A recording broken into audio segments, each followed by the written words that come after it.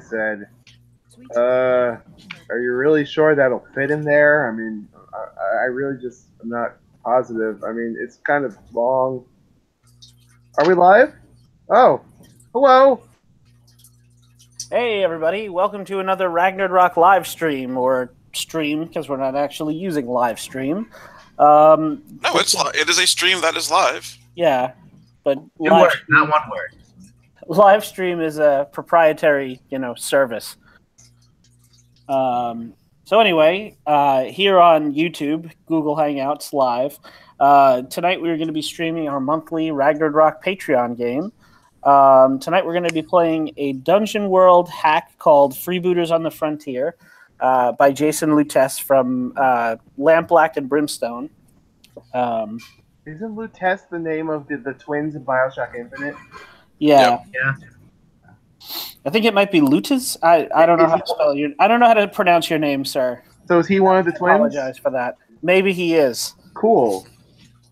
Maybe he has a gender-flipped twin from another dimension. That's awesome. Is, was, will be. I want to have a gender-flipped twin in another dimension. Not even really a twin. It was the same person. Right. Right. Spoilers. So anyway, I am Ryan. I'm going to be GMing this session. Why don't you guys go around and introduce yourselves and your characters? What order do we go in? Oh, Myers not here to scream and go first. Yeah. Well, do we want to? I actually have something that does require a bit of a marching order, as it were. So, all right, I'll go first. Yeah. I'm Alex. I'm not running this game, but I shall be playing. I got too many windows here. I shall be playing Quintus. He is an evil halfling thief. He has matted hair, dark skin, and perfect posture. He is tall, dark, and handsome as far as halflings go. But for his traits, he is stingy, petulant, and egotistical. So he is not a very nice person to be around. He's wearing leather armor that I would imagine is black. He also has a short sword on his hip and a bow over his back. I'll go there. Hello, I'm Eric. I am playing Framar. He is a thief. He's a human thief. We got a bunch of thieves here. It's a neutral human thief. He's scarred. He has a widow's peak and a pencil mustache. It's important to know that he is also curious and an alcoholic, and he adventures and lives the vegan lifestyle specifically to earn money to pay for child support after his marriage fell to shambles due to his rampant alcoholism. That is tragic. And if you don't mind me going back, Alex, why does Quintus adventure? Get me then. Why has he devoted his life to the exploration and exploitation of ancient ruins on the frontier? For the money, of course, and the renown.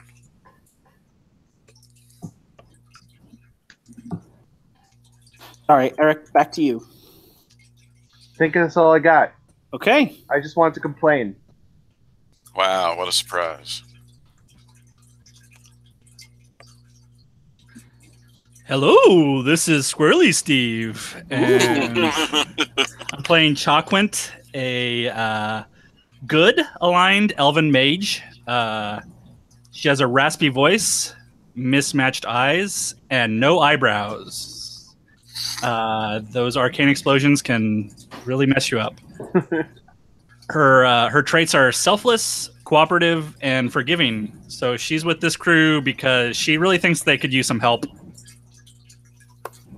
She likes to help people. Well, we're fine. And she forgives them when they do terrible, terrible things. Yes. Hey, I do neutral things. All right, I guess I should go, right? I'm playing Gidwin, the neutral human fighter. He has dark skin, a goatee, and large ears. His traits are that he's cooperative and aggressive. And I carry a spear and a mace. Nice. And Chaquint, you adventure because you just like helping people and you happen to stumble upon this group, or why are you... I mean, I like to help people, but money's nice too. Okay. Can't argue with that sweet lucre. And Gidwin, Silver. how about you? Any... Gidwin adventures because it's the only thing he's really good at. That is so sad. Yeah. Not as sad as Eric's backstory, but pretty sad. Well, at least I'm good at something. Oh, my triangle is joining me for this. For the two of you who like money, is there something specific that you want to buy, or some need that you have that can't be met with your current financial status, or? Just run of the mill greed. Okay. Lots of spell components and magical items. Okay, fair enough. That you don't have the money to send yourself to Wizards College, and you need to save up for that. Tuition is expensive. Right. And the supplies and the lab fees just eat up your savings. I don't want to graduate from Wizards College just inundated with loans. I want to be able to, support myself afterwards. The majority of wizards go through 9 years of Wizards College and come out 150,000 gold pieces in debt. Exactly. Not me. Do they put a curse on you if you don't pay it fast enough? It just automatically tithes your earnings. Yeah, I think money just disappears out of your pocket. That's hilarious. Okay. So I have a bunch of questions, and oddly enough, I've got 4 categories and 4 questions in each category except for the last one. So using that same order, Alex, Eric, and Chris, I'm going to go through, and each one of you is going to get to answer a question in turn. Hooray! Can we do it like Jeopardy? Can we pick the category and the question number? Potent potables. Do we need to answer in the form of a question? Yes, you do. Okay. All right. So my first question, for just to flesh out this setting a little bit. No, you have to give me. You have to give us the answer then. All right. So the answer. Long ago, a warrior queen named Otilla raised a shrine to this accursed deity. What is true? Oh, well, this is Alex's answer. Eric answered it. No. It's your answer. I Um, spoke out of turn. yeah, you did. You just need to name the god or goddess in the form of a question. You can steal Eric's answer if you're struggling for one. Who is... Bastulman. This Bestolman is different. It ends with an EN, not an AN. Yeah. What is Fesseroth? Ooh. Fesseroth. Wouldn't it be who is? Yes, it would. It's a god. It Yeah, is gods not a don't person. have. Sorry, I'll leave. Does Fesseroth carry a huge sword, No, that's having come from derivative. Final Fantasy VII? He carries a large maul. And can he make a light bulb light up if he sticks it in his mouth? Yes. He's a god, of course. That's actually his domain, specifically. Well, that's my next question for you, Eric. Ooh. This Light bulb light up? is Fesseroth's domain. Oh, wow. True. I'm sorry, the question was, what is true?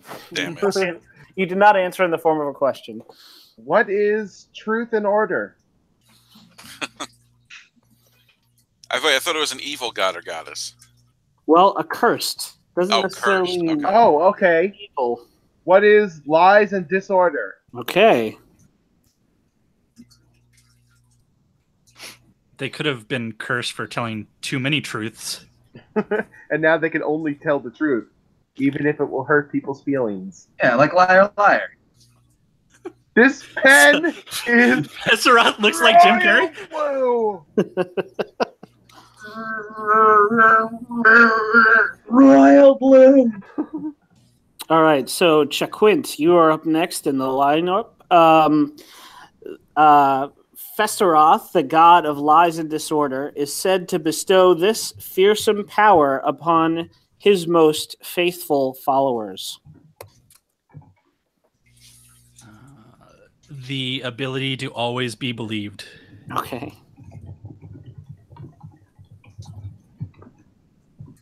Love it. I'll take Fesseroth for 400. And last but not least, I don't think there's any way I can phrase this in the form of an answer. So, Gidwin, you get, is Fesseroth still worshipped today or part of a long-forgotten pantheon?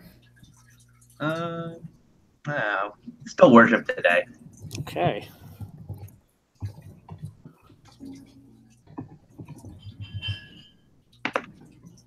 All right. So the shrine that you guys will be exploring today was guarded by a fallen sect of priests of Fesseroth. From Don't Mar, believe anything they say, except you'll have to. Quintus. Yeah, it's me. Yes. These priests were said to perform a terrible rite of initiation on any who would join their ranks. What did they require of initiates to their order, and how did it leave its mark? What is Fesseroth the god of? Lies and deceit? Lies and disorder. Lies and disorder. The initiation rite was that the person had to destroy their most cherished relationship. Ooh. Is the initiation for what? Joining the cult of Fesseroth.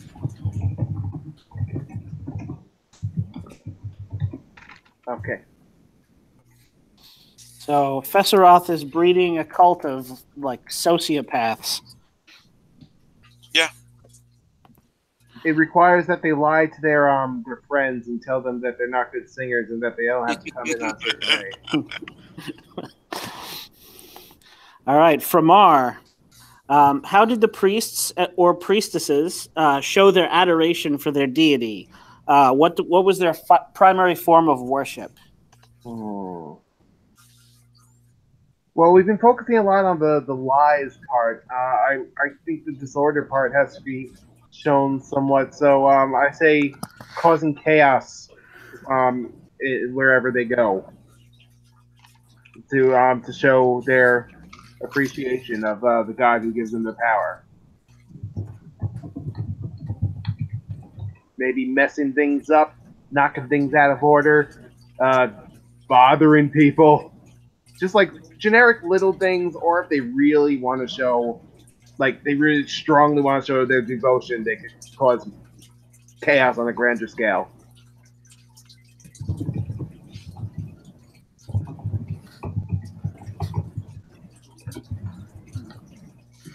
Quint. The sect was widely known for its debauchery. What was their vice, and how did it lead to the temple's ruin? Their vice.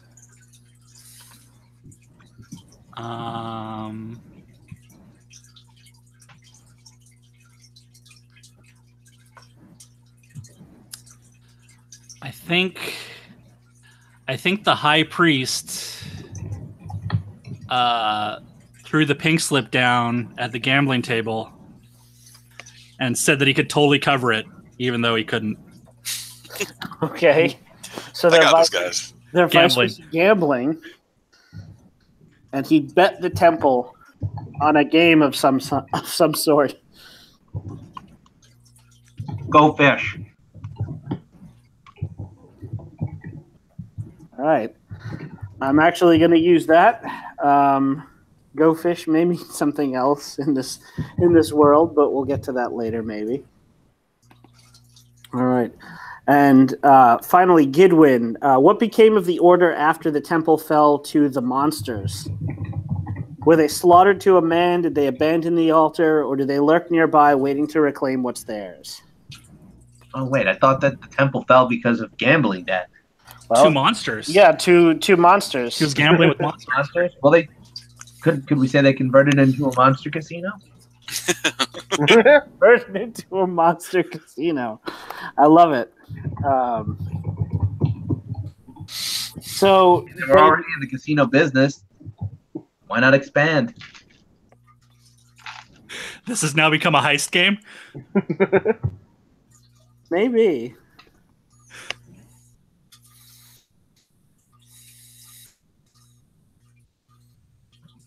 All right. Next, we're back to Quintus. Two factions of monsters are currently vying for control of the ruin. So we're going to go through this question twice. And you guys, if you want, we'll snake through it so you get to answer different questions. So Quintus, name one of the factions and tell me what monsters belong to it.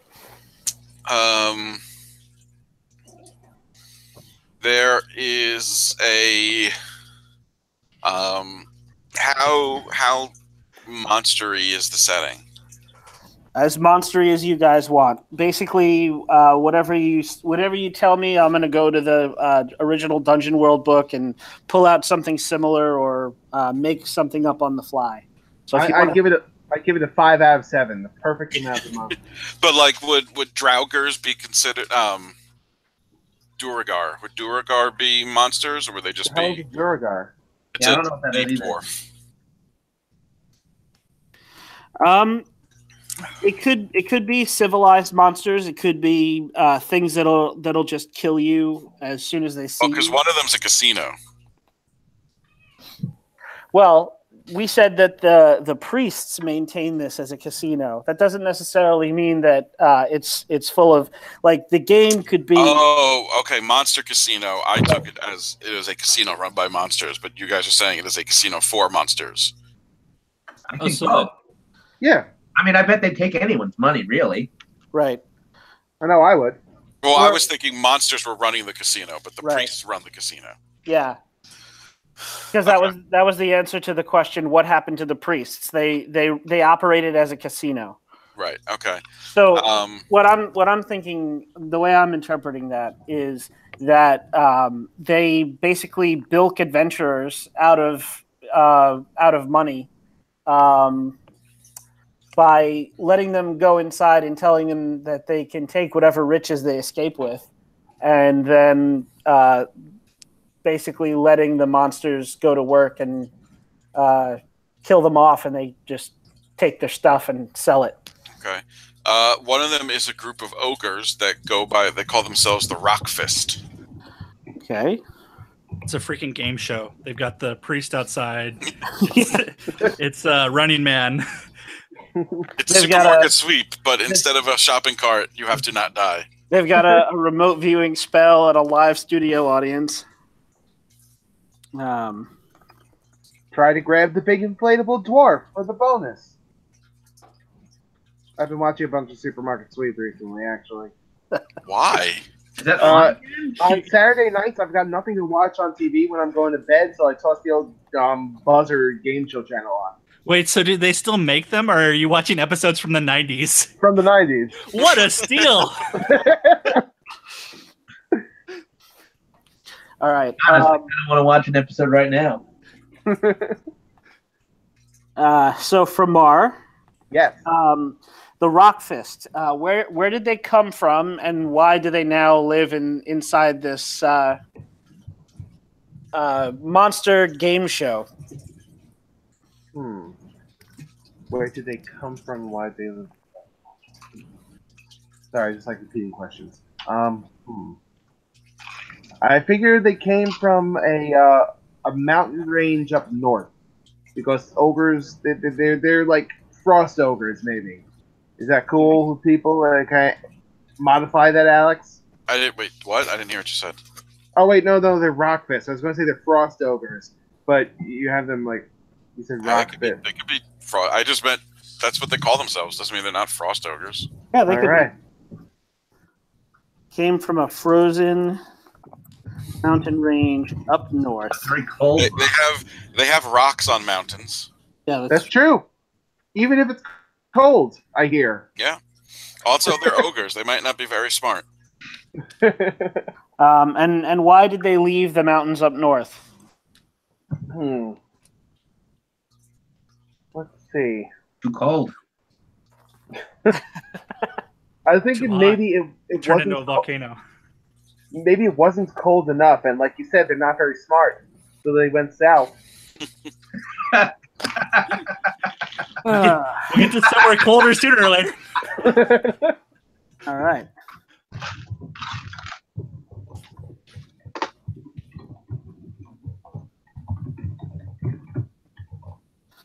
Okay.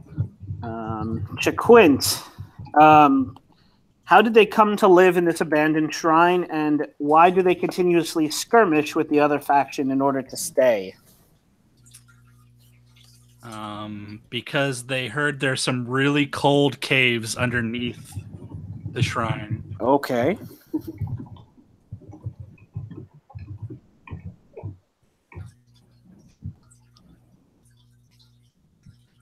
Okay, very cool. And last of all, Gidwin. What is their disposition toward the civilized races? If they're intelligent, are they friendly enough to negotiate or barter, or will they kill on sight? I think they kill and eat. Okay, so they kill and eat anyone they meet. Yeah. Great. Unless they don't taste good, then they just kill them. They always taste them, just to be sure. Didn't I have a character that always did that? Shit. Who is that? I had a guy that would always eat people. I don't remember. I vaguely remember it, but I don't. Wasn't it? I just remember always asking, "How does it taste?" And since we're snaking Chris, you get to name the other faction and say what creatures it comprises. All right.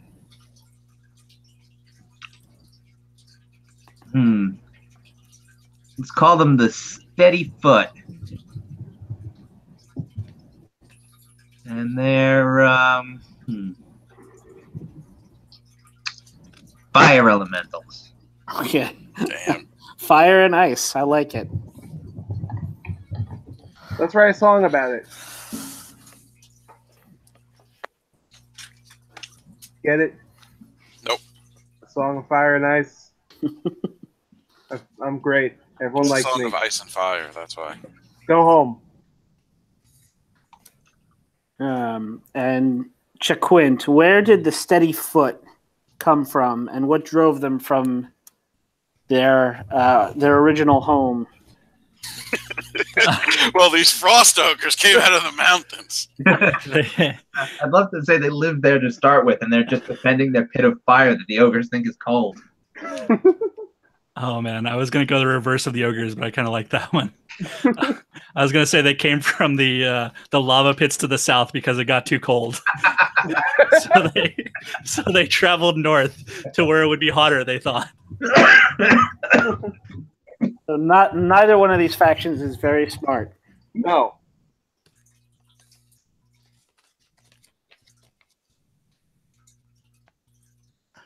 All right. All right, Framar, how did they come to live in the monster casino, and why do they continuously fight with the ogres to stay there? Well, I figure, they saw the casino. First off, really quick, are we technologically advanced enough that we have like electricity and light and stuff? I don't think so. I think we're going for like we're erring toward the Gonzo medieval fantasy, but we are playing Dungeon World. But I could turn that back on you guys. What do you think? What is the level of technology that this fantasy world possesses? I mean, I would probably say like typical medieval fantasy kind of thing. All right. I'll say maybe they were Except for the drawn. space program. Well, yeah, except for that, of course. Maybe they were drawn there because there was a lot of people. A casino has a lot of people. Maybe they felt the heat from the area, like the body heat of all the people there, and that's where they went because that was a center of heat.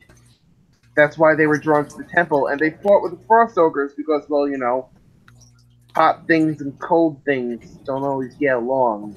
All right, so they just naturally hate the frost ogres. Yeah.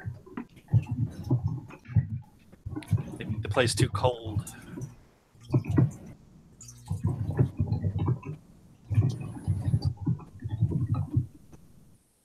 All right, and Quintus, last question of this round for you. How do they feel about like the quote unquote good races? Elves, dwarves, humans. I think they feel most of the time they're neutral, but they are indignant that they are not considered one of the good races. Okay.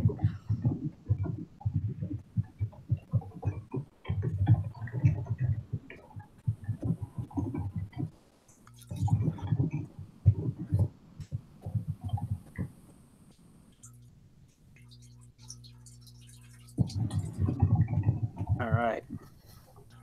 And then the last round of questions I have for you guys. Rumor has it that many treasures can be found within the shrine, waiting for the right band of enterprising freebooters to claim them. You guys can each choose one of these to answer. You can either name a fantastically valuable item that is said to be stored somewhere within, or you can name a magic item that's said to be hidden away within the shrine. And then we'll make it up. So Quintus, you start. Can it be magical? Can it be what? Can it be both valuable and magical? Yeah, I guess so. I mean, my thinking was that if it was magical, you would want to keep it. Gotcha. But it could be like the cursed wand of Astaroth or something, and you want to get rid of it as soon as possible. But maybe there's some collector who wants it.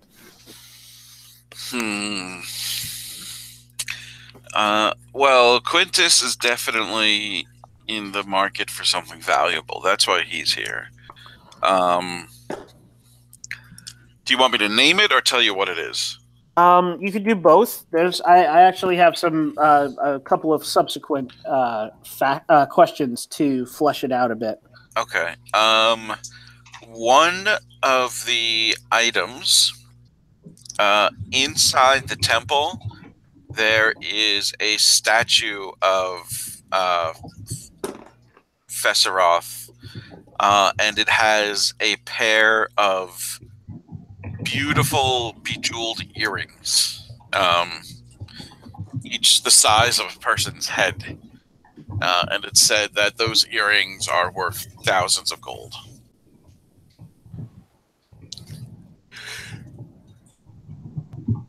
Each or together? Sure. I'm gonna go with together because they have to be a match set, otherwise it ruins the collector's value. Yeah. Belly button rings. All right. So which faction jealously guards the bejeweled earrings of Fesseroth? Are you asking me? Yes. The Stone Fists. Okay. Rock Fist. Whatever. And last question for you. It was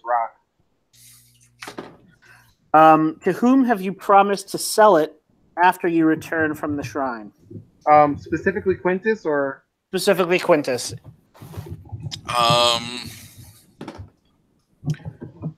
I have promised to sell it to Lord Sweeney Badgerton. All Lord right. Sweeney Badgerton. Yes. Lord Sweeney Badgerton, one of the prefects of the city. All right. And we'll probably get into which city you mean in a subsequent session. The city. The city. Duh. Okay, Framar. Yes. Same set of questions. You either get a fantastically valuable item or a magic item. I'm going to pick a magic item. Okay.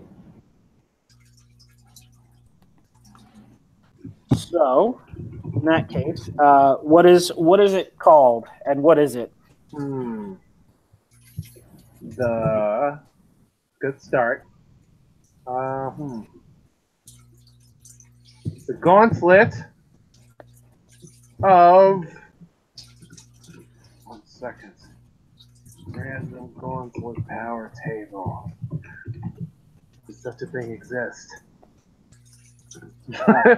I could roll you a random element or a type of magic, if you're... Yeah, go for it. I like random. Okay. 82. So...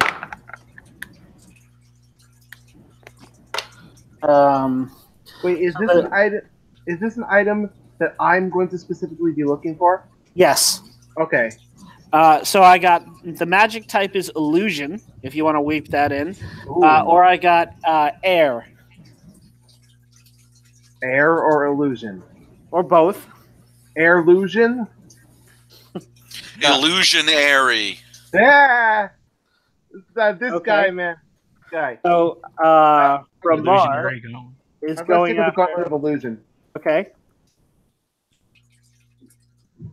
Yeah.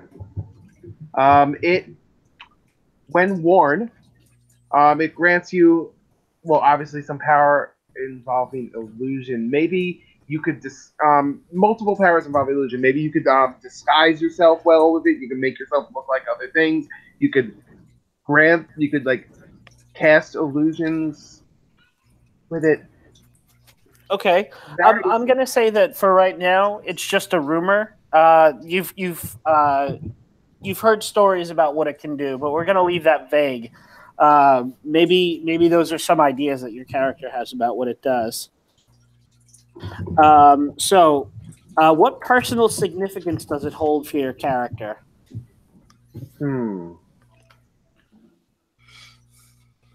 Let's see. I want to tie it in with my backstory somewhat. Okay. So maybe I want to somehow use it to get out of the payments I have to make. Okay. Maybe I could use it to sneak and spy on my ex-wife and prove that she was cheating on me or something. Just pay her off with fake money. Ooh. Oh, I like the way you think. Wait, why did I say that? I'm You are very helpful. Quintus is rubbing off on me. I thought you were asleep for that. You want to use it to make your ex-wife believe that you have paid your alimony payments.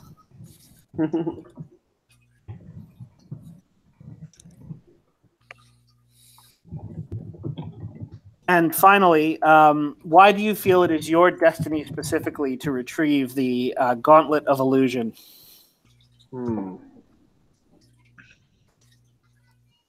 Maybe I could throw out that it came to me in a dream. All right. So they called out to you in a dream.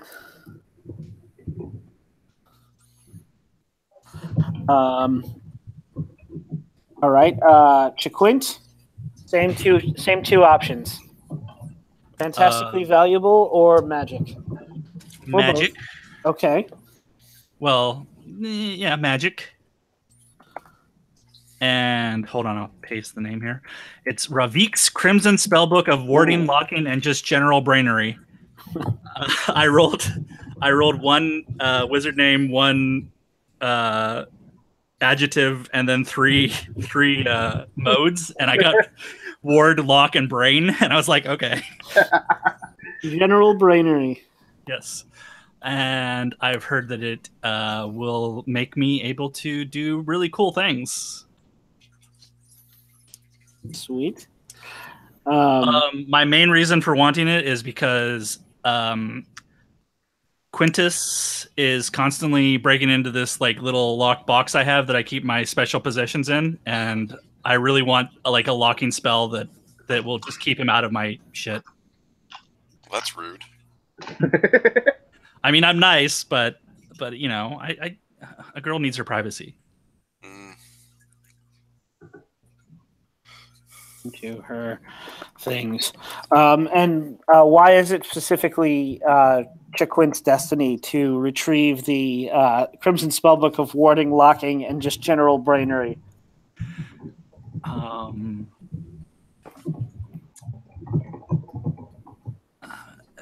Because being with this crew, she could use a little bit more general brainery.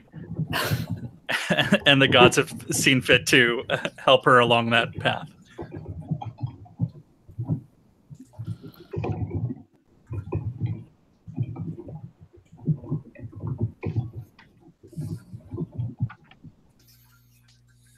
Okay.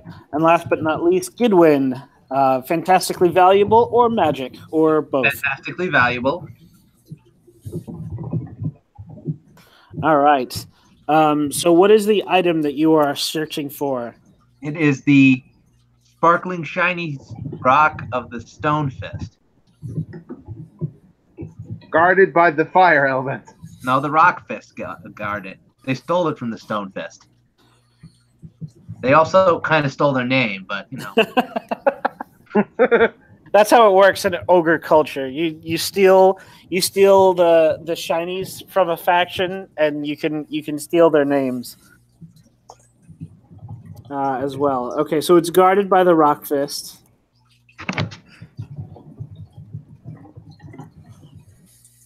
Four fire elementals aren't guarding anything. Or are they? And who have you promised to sell it to after you return from the shrine? Lord Pinkerton. Lord what? Pinkerton. No, Pinkerton? Hold on. I'll write it. Pinkerton. Ah. Spinkerton. Okay.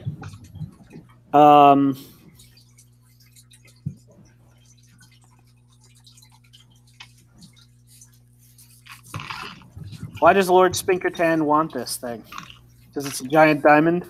Yeah, basically. Fair enough. He wants to show it off. Look how rich I am. He wants to insert it into his Prince Albert. I'm hoping it's a bigger stone than that. Oh no, it's a pretty big stone. My God. All right. So, let me see here. With that, I think we have enough to begin. So we begin on a clear blue sky. Birds flying overhead. The camera pans down to reveal a big tent set up in the wilderness. There is a crowd of people sitting on wooden benches and blankets. There's a raised wooden stage at one end of the tent. With the four of you standing upon it, weapons at the ready, and also, excuse me, your follower, Bastulman, Mm-hmm. who is... We didn't talk about him on the live yet. Should we describe him? Oh, yes. Please, for the listeners, describe what Bastulman looks like. All right, Bastulman. Is he human? I forget if we decided. Oh, halfling, right? I'm a halfling. Oh, wait, did we decide on a race for him? I don't think so. Nuts. I was imagining him as a dwarf for some reason, given the name. All right, let's go with the dwarf then. Okay. He is emaciated, belligerent, and delusional. It's a good combo. We have him around because he could carry our stuff for us. All right. So he is holding an empty burlap sack that you guys have given him, because he's basically like your loot carrier, and he is chewing on it and angrily glaring out over the audience. The audience is cheering, "Sun Dirt Shrine, Sun Dirt Shrine, Sun Dirt Shrine," and a woman dressed in a high ceremonial robe, very very dark color, like halfway between a navy and a violet, almost black though, just like imperceptibly somewhere in the blue purple kind of spectrum, all gilded and filigreed, with long red hair. Comes out on stage and throws up her arms, and shouts to the audience, "Are you ready to play the shrine?" And they all go nuts. Her voice is artificially, like, magically amplified. There are people outside the tent sitting and staring up at an enormous projected image of you guys, because there's remote viewing. They're trying to make this as interesting as they can for the audience.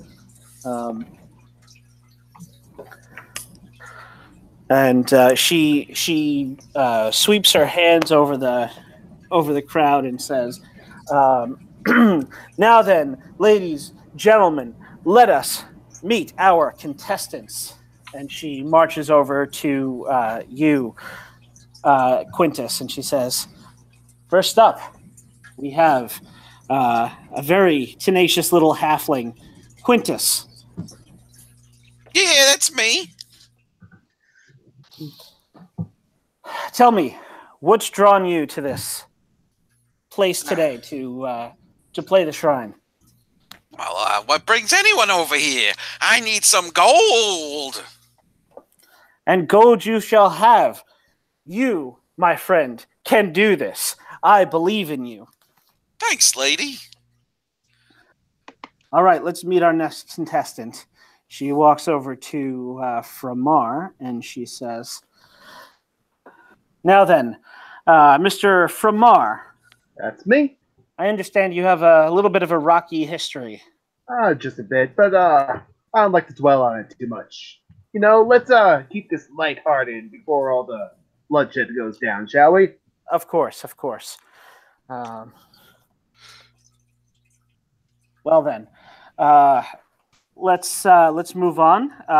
You didn't ask me what brings me here. I was going to see your pretty face. What does bring you here, sir? Well, didn't I just say it? Yeah, we're going to be making some money. But the pretty face is certainly a factor in there. She blushes, and the crowd, goes ooh, because you're flirting with the host. Well, maybe we can talk about that after you get out of the shrine. Well, perhaps.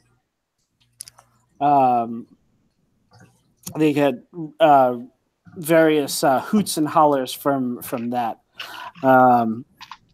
She walks over to Chaquint and says, "Next we have a lovely elven beauty, mage in training, Chaquint." Hello. Hello. So, tell our viewing audience what brings you here today. Adventure? There's no microphone, but there's a feedback whine right after you say adventure. And a murmur goes through the audience. The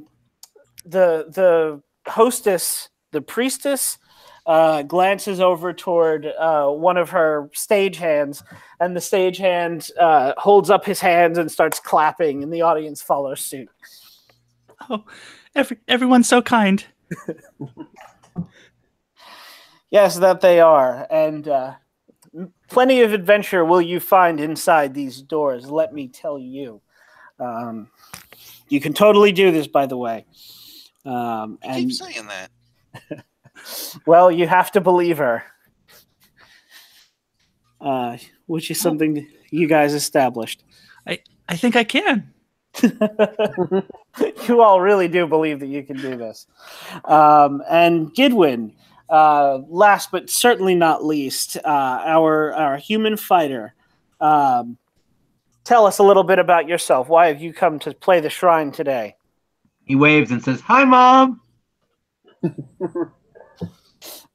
Mom's the audience. So someone stands up and goes, "Hi, Gidwin. That's my boy up there. That's my boy.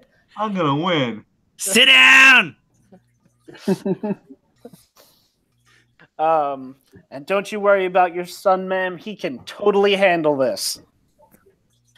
Journeying with them will be our lucky loot carrier, Bastulman. And he spits the bag out and goes, "I don't know where I am." Classic Bastulman. Why are you all talking to me? One at a time, God. I hate this. I like this building. So he picks up the bag and throws it over his shoulder and flips off the audience and turns and walks through like an enormous, elaborate double door set behind you. And the hostess goes, "Well, it looks like your loot carrier is eager to start the round. So here are the rules. You adventurers get to bring in whatever weapons you have on you, and you get to carry out whatever fabulous prizes you can manage to lay your hands on, provided that you can get them back through this doorway." How big is the doorway? It's pretty big. Okay. As I said, it's a double door. I'm going to say it's like double high as well. They want it to be big and impressive. Gotcha. So, the four of you, are you ready to play the shrine? Yes. You know it. I was born ready. Am I ready, Mom? But Stulman like shoves the door open and yells, "Hurry the fuck up!" And the audience gives you guys a big cheer. I raise my short sword in the air triumphantly, wave to the crowd, and march on in. All right.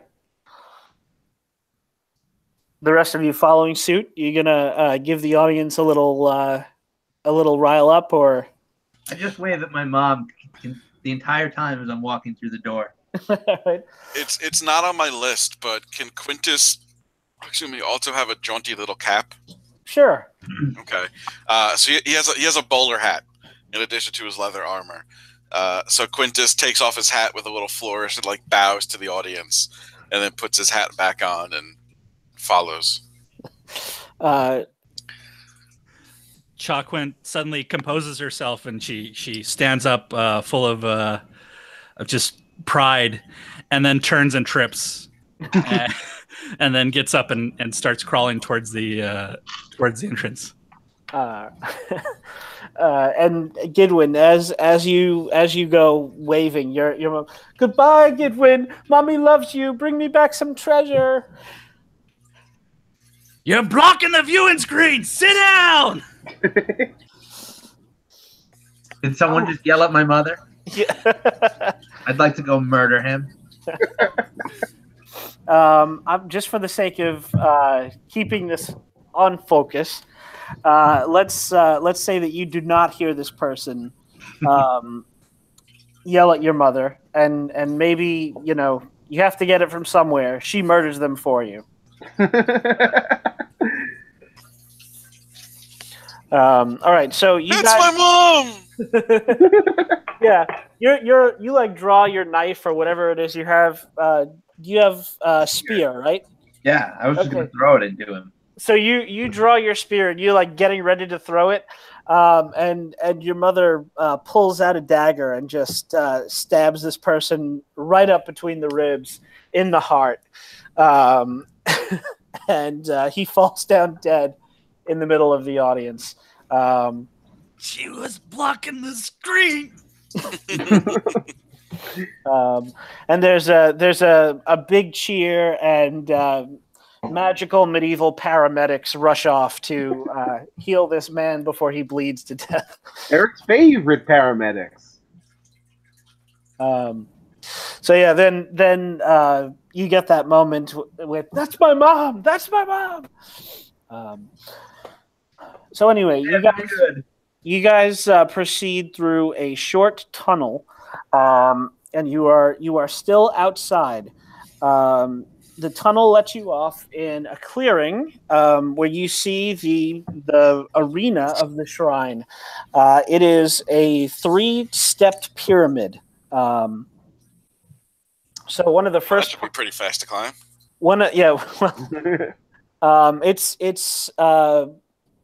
It's like a more a ziggurat than a Mayan temple, but there are clearly 3 stories to it. You guys know, as fans of the Sundered Shrine, that there are 2 ways you can enter. There's an entrance on the bottom level, or you can climb this. Explain it to us before we start. You could start. I'll say the hostess. I did not give her a name. Let me see. Omek?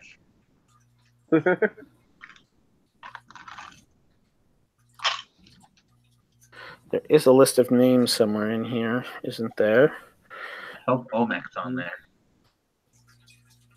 I have it up if you want to just roll something.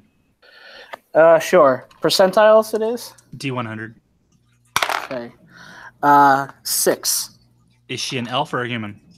Go with a human. That would be Andessa. Andessa. With 2 All right. S's. I'm going to write that at the bottom of the deck.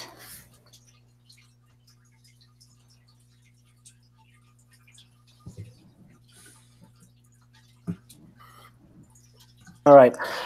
So you hear the projected disembodied voice of Andessa as she clues the audience in. Now, for those longtime fans, I don't have to tell the longtime fans of the Shrine, but there are 2 possible ways that our contestants can enter. They could go through the entrance on the first level of the Shrine, or they can climb the stairs and try to enter through the roof. How will they choose?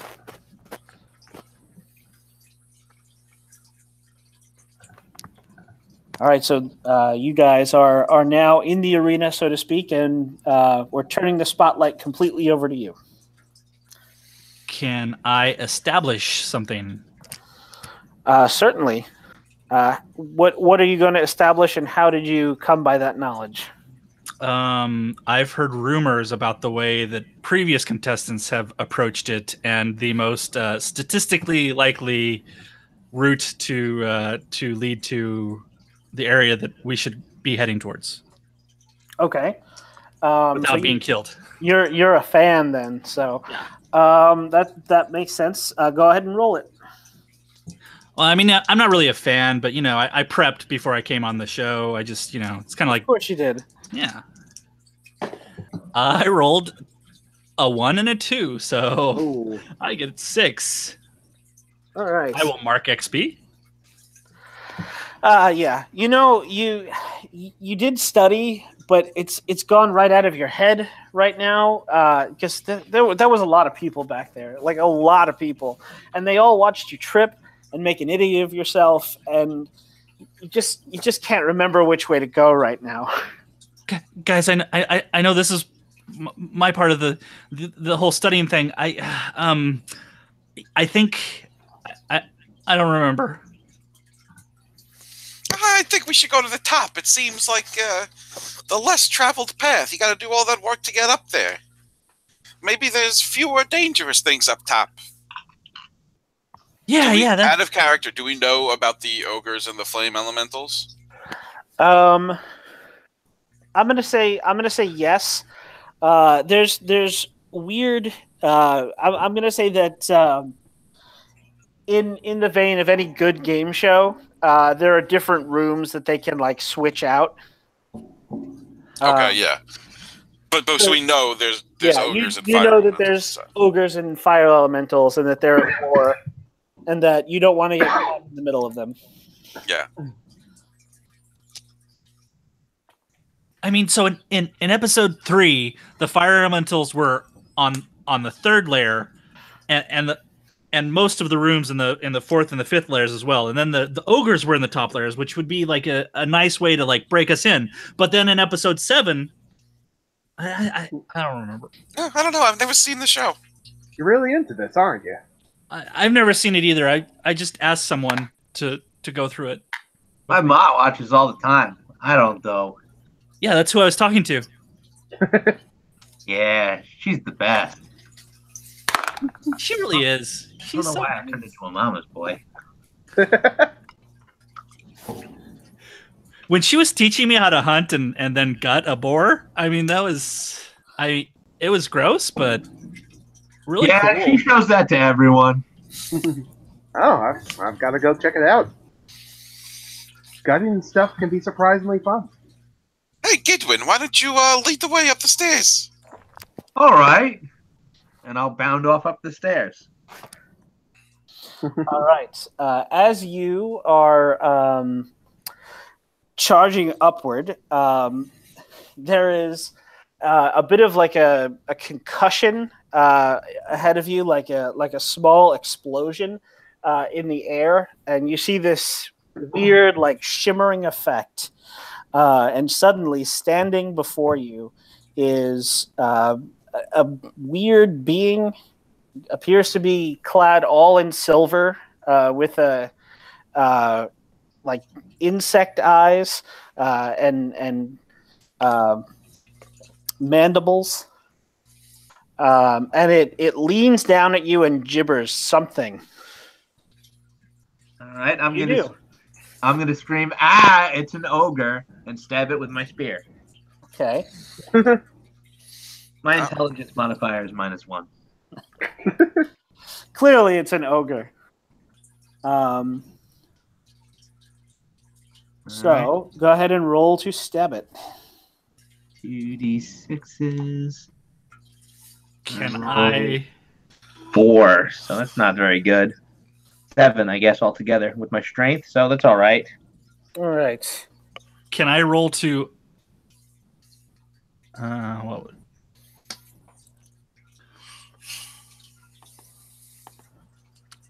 I'll stick with it. Whatever. We'll see.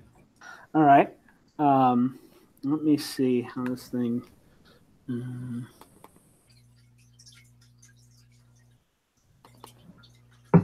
Give me just 1 second. Sorry. Just want to pull up the moves so that I have them. Right. Yeah, actually, can I roll to establish what this thing is, if it is an ogre? Sure. Okay. Yeah, I rolled 11 total. Okay.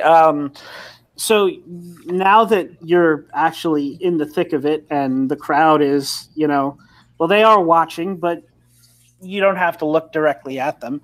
Your head is kind of cleared up, and you remember a little bit more of the conversation that you had with Gidwin's mother. So this occasionally they call these the beings from another world. And occasionally they will show up and randomly screw with the contestants by stealing things or by teleporting them to random areas of the arena. Okay. Can I attempt to move silently behind this thing so I can maybe try to pickpocket it? Hang on a second. Before we get to that, Gidwin, you rolled a 7, you said? Yeah, 7 to hit. Okay. So you get a good hit off on it. So roll your damage. 6. All right. Let's say.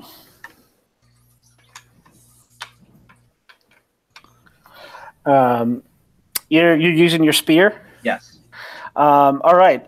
So you're standing like a step or two below it, and you just had your spear in your hand. So you just thrust this thing up through its thorax. You think you hit some kind of organ. You're aware because this disgusting green ichor oozes out of it and all over your spear, and then the tip of it dissolves. The spear or the bug? Both. Oh. Yay. My spear is now slowly fizzling away in your hands. I fall to my knees and begin to cry.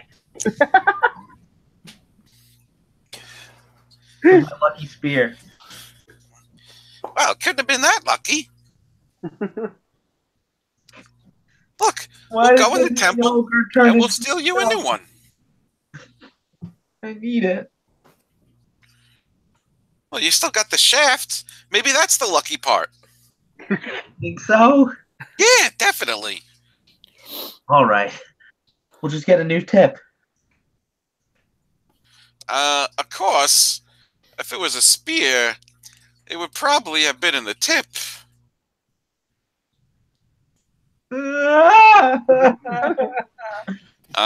And since I just followed my alignment to inflict emotional harm on others. Oh, for personal gain. Never mind. I do it anyway. Quintus whistles and starts climbing up the stairs. Is this thing still alive? I'm going to say that it is rapidly dissolving, but it is obviously alive and in pain. So I guess I probably don't have to move silently to not be noticed by it because it's mildly distracted.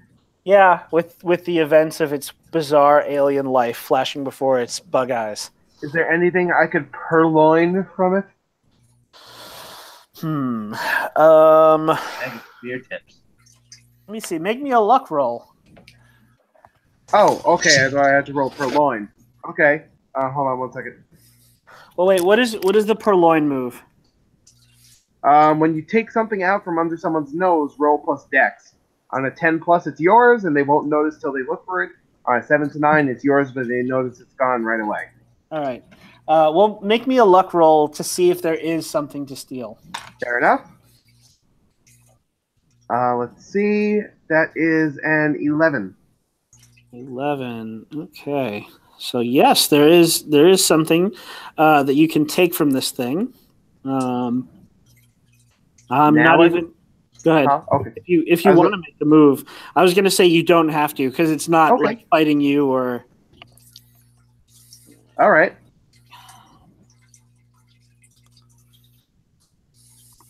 Here we go. Give you. Okay.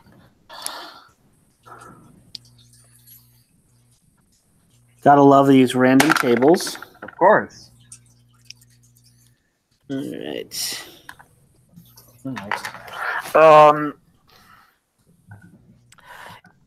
You retrieve an item that appears to be some kind of a scepter. It is made of crystal. And as you like jostle it around, you can hear like waves lapping up against the shore. Huh. Oh, look at this. Is it just a super fancy high tech rain stick? Fancy. I bet that's what it is. Oh, that's pretty shiny. Yeah, it sure is. And it is pretty miney now.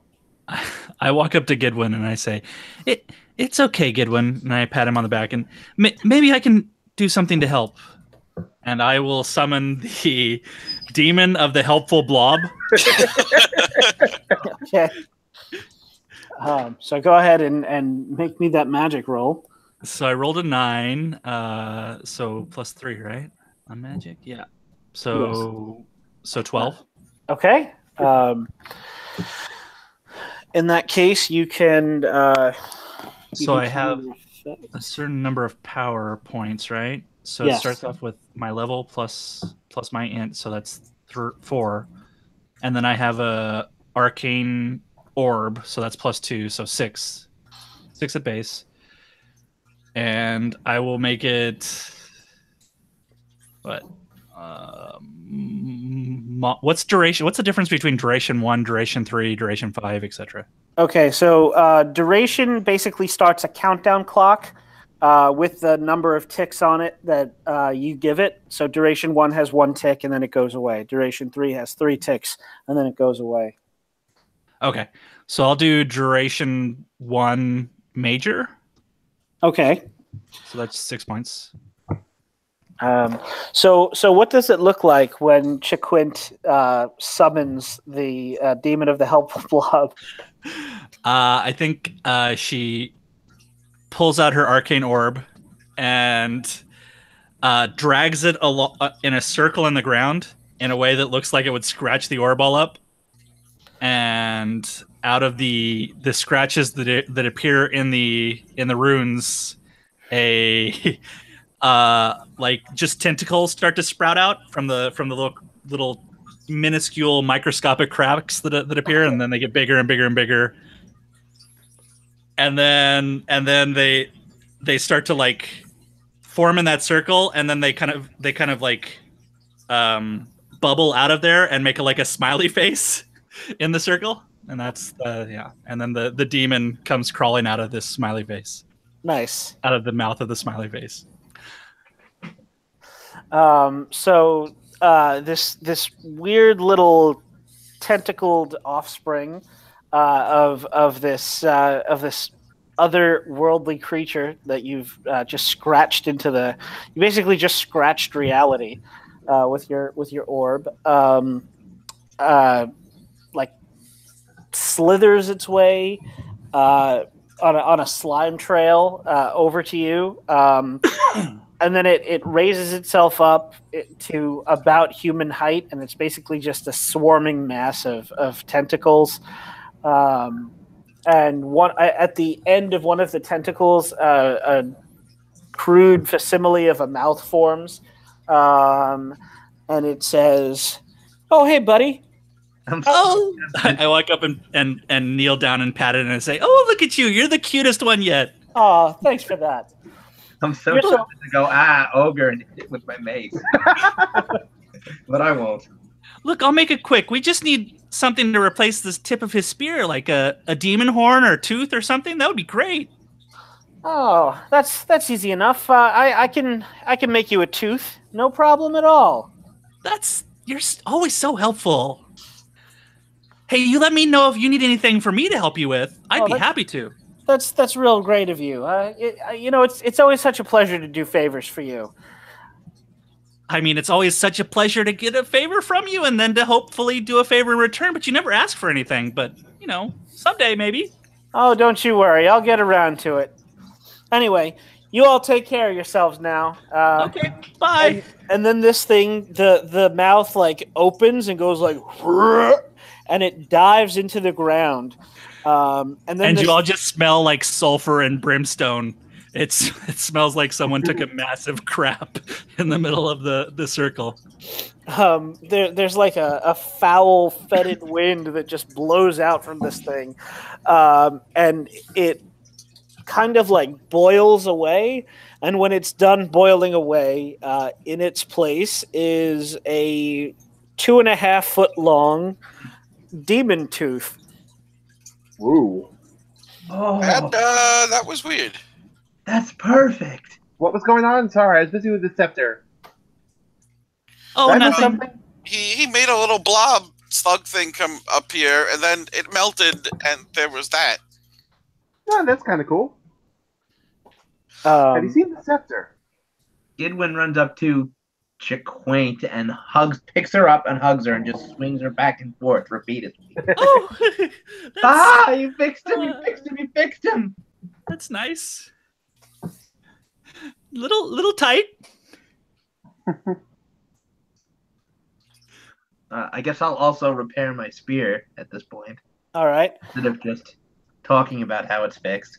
I'm gonna say make a saving throw. Tell me what you use to repair your spear. My strength, I just jam it down the top. Damn. Fair enough. It just goes in and it gets stuck. So what I just roll 2d6 in my strength Yes. modifier? Yes. 2d6. I got 5 plus 3, 8. All right. So here's the thing: like you do kind of jam it on, and it's on there real good. But the end of it, like you realize after you stick the thing on that you kind of forgot to clean that corrosive crap off of the end of the spear. Uh-oh. And so it's like it's holding real good. Like you got some penetration in the enamel of the tooth, but later on it might suffer from like some tooth decay. Oh, man. Could be Now- an acid spear of the tooth now.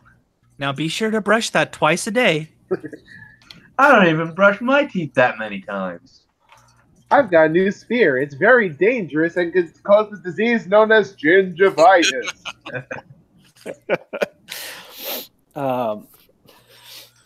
You hear from the arena, the audience tent.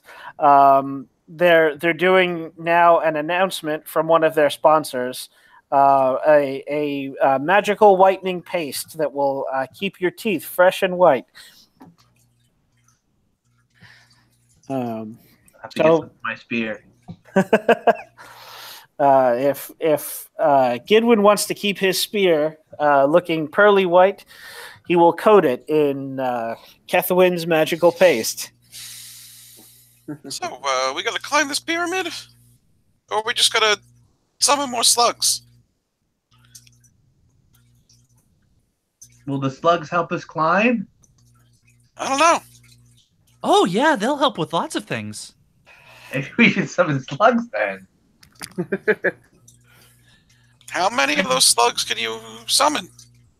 Oh, I mean, I've never tried to summon more than one. I always thought it would be imposing to do more than that. Oh. Okay, well, what are we doing? Well, I was going first, and then I found an ogre, and then the spear broke, but now it didn't. So why don't you go back to going first? All right. And I'll bound up the stairs again. All right. I'm going to give my scepter a little wave and see if anything happens. The world then. Freaking tidal wave rises up over the It's more like you have when you point it and just give the thing a wave. It's more like you have a fire hose in your hand. Oh, And you just like unleash a very high force jet of water that actually catches some of the crumbling stone statuary on the side of the pyramid, and part of it breaks off and tumbles down the steps. Oh, sweet! I've got a power washer. Make him save to not spray one of us off. Yeah, go ahead. Make a dex saving throw. This is a pretty good thing to have against fire elementals, at least. It is. Yeah. I got a 7. All right. So I'm gonna say roll a d6, divide by 2, round up, and on a 1 you hit Quintus. On a 2 you hit what the hell is your name? Chaquint. On a 3 you hit Gidwin. I got a 1. You got a 1. Okay. So Just think of the UHF scene. It's time to drink from the fire hose. So Quintus, you're hey, that's real impressive. That, and then the sound of your voice makes Framar just like turn toward you to say something like, "Yeah, I know, it's real cool, isn't it?" Yeah, and you get like a face full of pressurized water. Okay. So go ahead and burn a D4 of Dex. I'll let you choose Dex or Con. What do you mean burn a D4? Like my score just goes down? Yeah, you roll a D4. Okay. And then your score goes down till you rest, basically. Yeah. Oh. I'll go with Con. I rolled a 1. Nice. They're both the same. So now my Con is 10. Cool. Thanks, Eric. And No problem, man. you adjust if necessary your modifier. For Oh, now. wow. Whoopsie doopsie. I pick my hat up and turn it over and just watch as the water falls out of it. Awfully sorry. You got wet. Yeah, at least my spear didn't get melted. It's better now. You're still wet. It's okay. He needed a bath. Oh. I did not. I mean, no. I mean, you smelled okay, but now you smell better. That's just Okay. my natural halfling musk, you racist. Oh, I'm sorry to have offended you. Typical elf.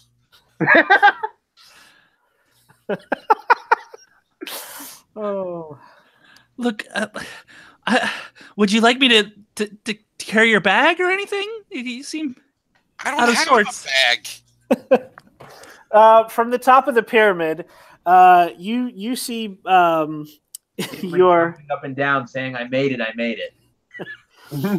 also 3 ogres rise up behind him.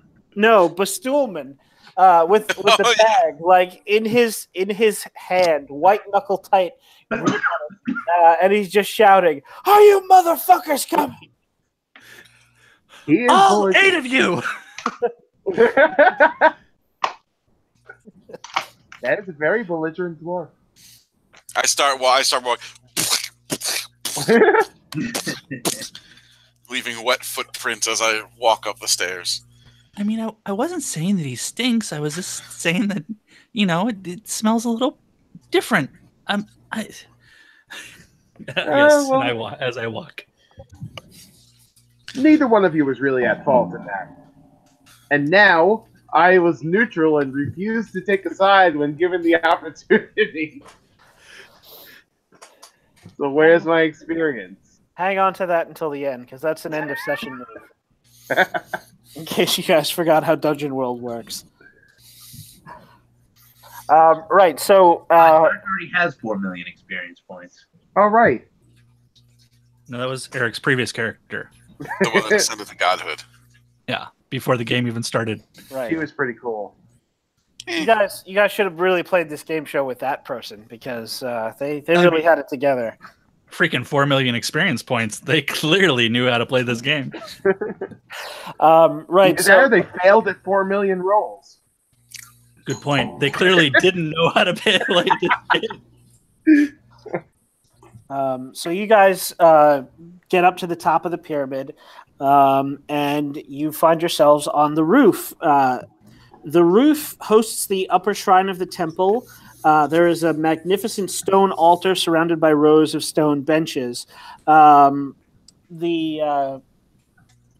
is basically the only place where people from the outside world were allowed before this was converted into a monster game show. Only the priests were allowed inside. The altar is slightly weathered smooth by the rain and wind, and a thick layer of moss covers almost anything. This is kind of like a dexterity trap. It's kind of treacherous to walk, and it's very easy to find yourself like slip sliding all over the place in the green gunk that covers the top of the roof. As Chaquint crests the last stair, she trips over a stair and falls flat on her face. Oh. Okay. This should be fine. We'll make it. Chaquint, as you push yourself up, you notice that your entire front is now greenish. Your face, your hands, anywhere that touch the ground, the front of your clothing. Ooh, green's my favorite color. Very up. Not a bad color on you. And I can do this without. Still, it is a little pretty. Maybe you could turn that wand on me, or scepter on me. Sure. No, I'm kidding. Never mind. Okay. It was, sorry. It's not as much fun as it looks. My jokes don't go over well. All right. So, looking around the place, you see that there are there appear to be several places where the roof has crumbled away that now provide access to the top level of the pyramid. There is also a large iron door set into the altar. There's like a weird little spiral staircase that wraps around it, and you can get in that way. That is the intended entrance. But you know from watching or from talking to Gidwin's mother that it is usually trapped. So what do you do? Can I check for traps? Yes, you can. That's a thing that the thieves can do. So, oh no, I could disarm traps. Do you have the sufficient tools? Although we don't know yet if there's traps. Well, So what if would you I do? want, you can perceive, Okay. which is I one of the guess basic moves. I will perceive. So I roll plus wisdom. Cool. I rolled a 10. Nice. Yeah. So you get hold 3. You can spend your hold 1-to-1 to ask me questions about the object of your attention either now or later. Are there traps? With your practiced thieves' eye, you see that yes, in fact, there are traps. Several of the stones and at various intervals around the altar and the audience space, the worshippers area, are rigged so that when you step on them, it looks like there is a little tube that comes up from the center of the tile, and you're not quite sure what that does, but you probably don't want to be standing on the tile when it goes off. Okay.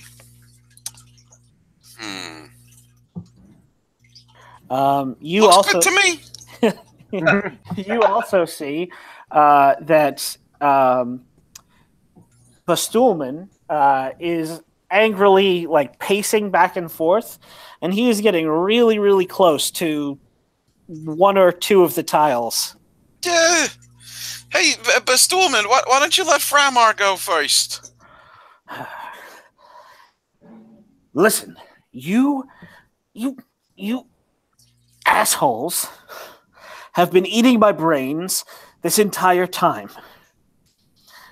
And all I want to do is go home and put them back in my head because they are leaking all over the place.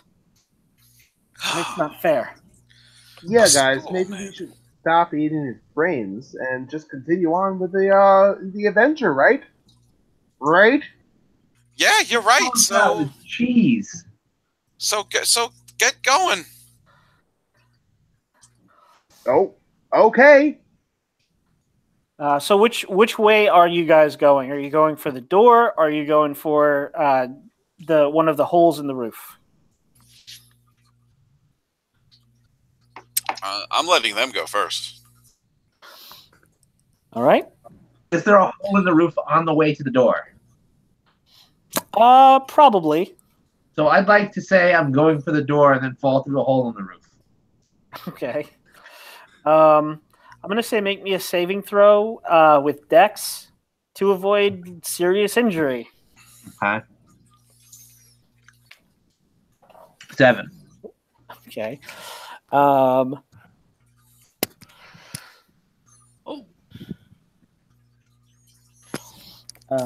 In that case, I'm going to say you get to. I'll let you choose. Either you can fall, but it won't be quite the comedic pratfall you imagine. You will either injure yourself, or you will have to use something to break your fall. And what that is up to you. It could be Bestulman if you want. Not Bestulman. What would happen if I break Bestulman, though? There's no one to carry our stuff. Exactly. I don't want to do that. Use an ogre. Yeah, I'll break an ogre. Okay. Oh, really? Okay, yeah, great. I'll break an ogre. All right. So you guys are headed toward the door, and you see Goodwin disappear. He just like drops. There's part of a scream. I say I'll take the door first. Okay. And the camera like pans down and or tilts down. I'm sorry, and there's a great gaping hole in the floor where Goodwin was just standing, and Bestulman just like hurls his bag down on the floor, and just turns around and starts muttering to himself, and he like holds himself and starts rocking back and forth. So what do you guys do? Oh, ooh, ouch, that didn't look good.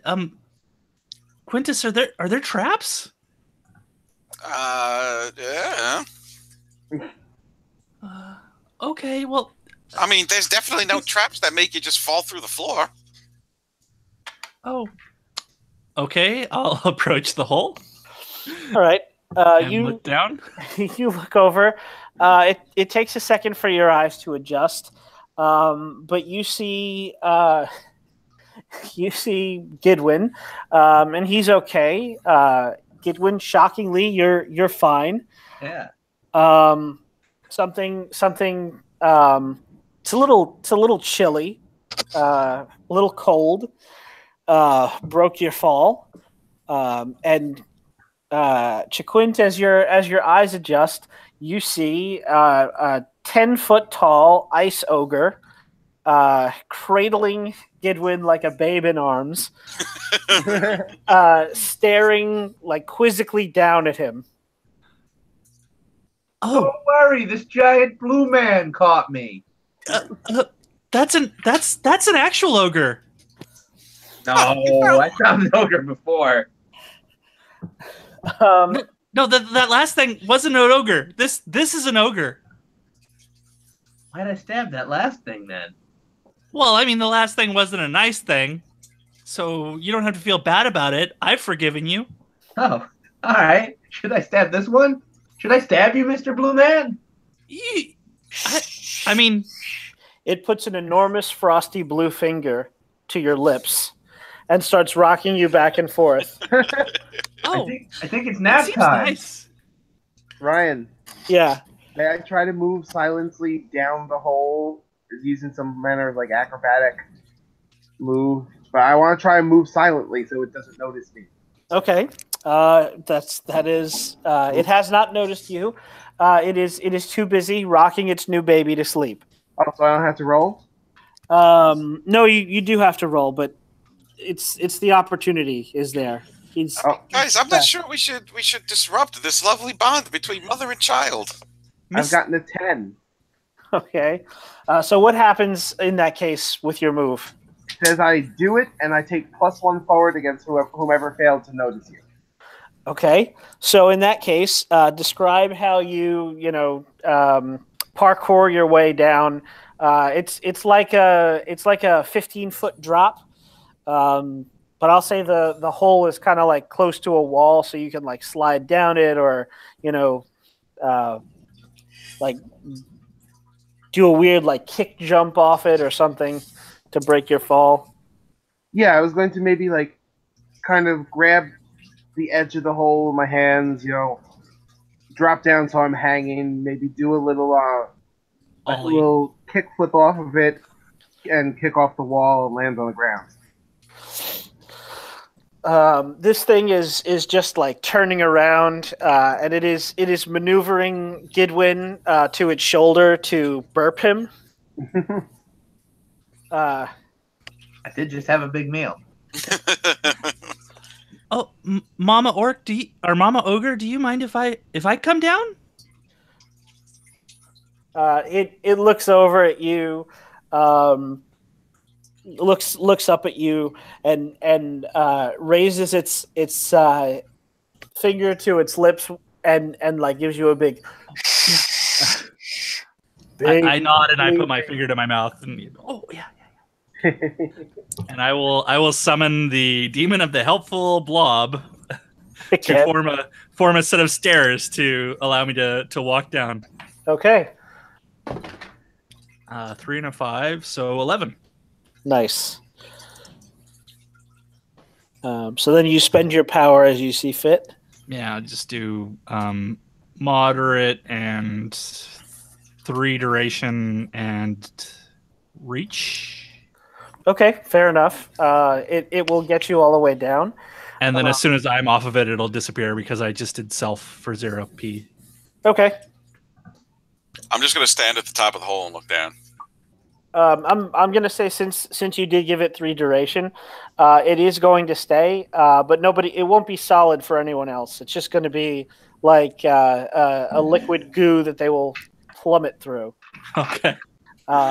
But to you, it's a perfectly solid set of stairs, and the demon appears as before in the smiley face, and it says, "Oh, allow me," and then it goes and it dives into the hole and forms this disgusting spiraling stairway made out of a brown substance that kind of bubbles. Oh, thank you so much. This is so helpful. A thumbs up forms out of the goo and then melts.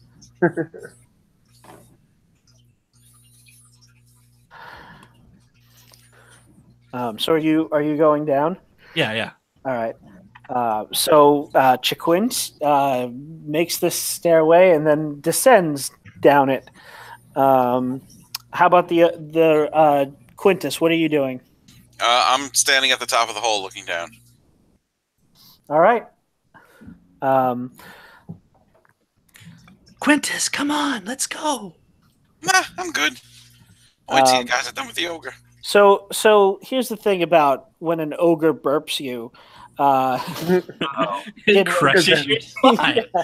It's not a gentle creature, and it is wholeheartedly trying, but you you feel like the first pound on your back, and you think that maybe you may have broken one of your ribs or at least bruised it.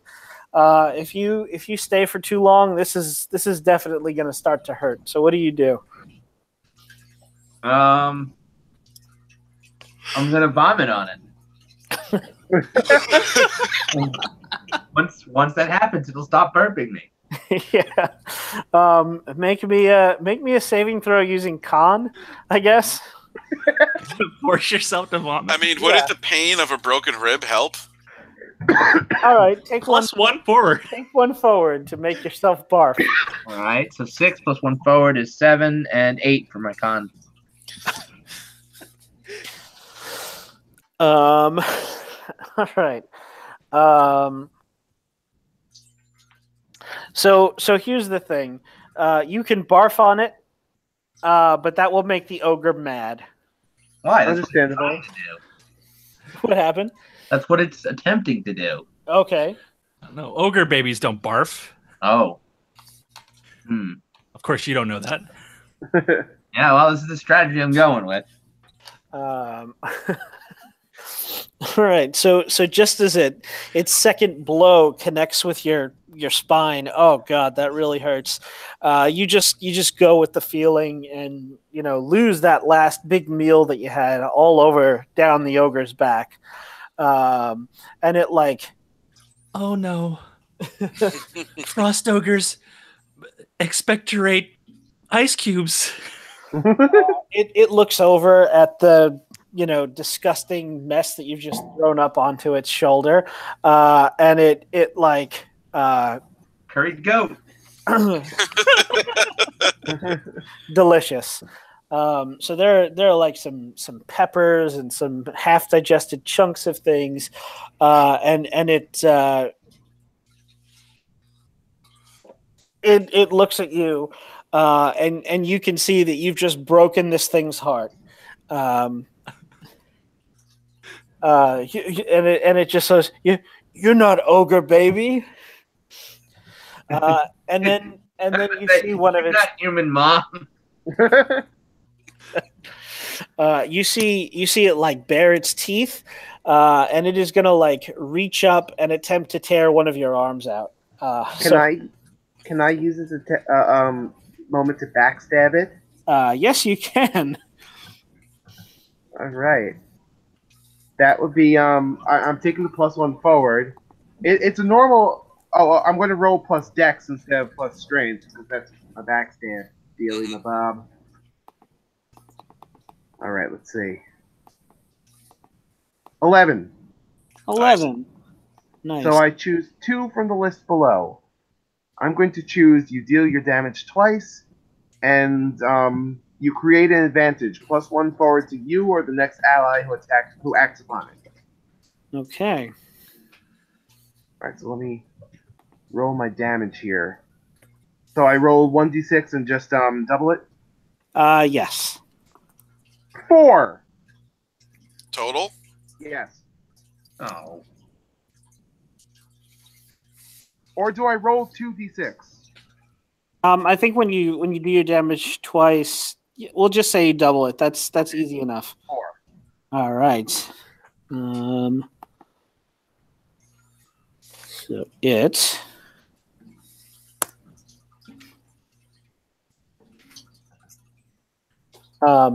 So where do you stab it? All right. This thing is rather tall, I'm assuming. Yes, it's about 10 feet tall. In the butt. Maybe the base, maybe like around the tailbone. Okay. So the butt. Yeah. All right. I was more anatomical Butt-headed. than it. And I'm sorry, Fermar, what weapon are you using again? A short sword. Okay. So you ram this thing into its posterior, nearly up to the hilt, and it wails in pain. Gidwin, you see the look of rage on this thing's face turn to one of shock and pain as it drops you, and you like stumble backwards out of its grip. It is reaching around to grab at whatever just stabbed it in the ass. So what? I'm calling. I'm going to say you make it to the ground unharmed, but you're not in a position to attack really right now. Okay. Quintus, how about you guys? What are you up to? Chiquit can go first. Who does it look like the ogre is going to attack? It is very confused and in pain. It is reaching back for where Framar is standing because Framar just jammed his sword into its butt. So you think it's probably not going to go too well for Framar unless Framar moves out of the way very quickly.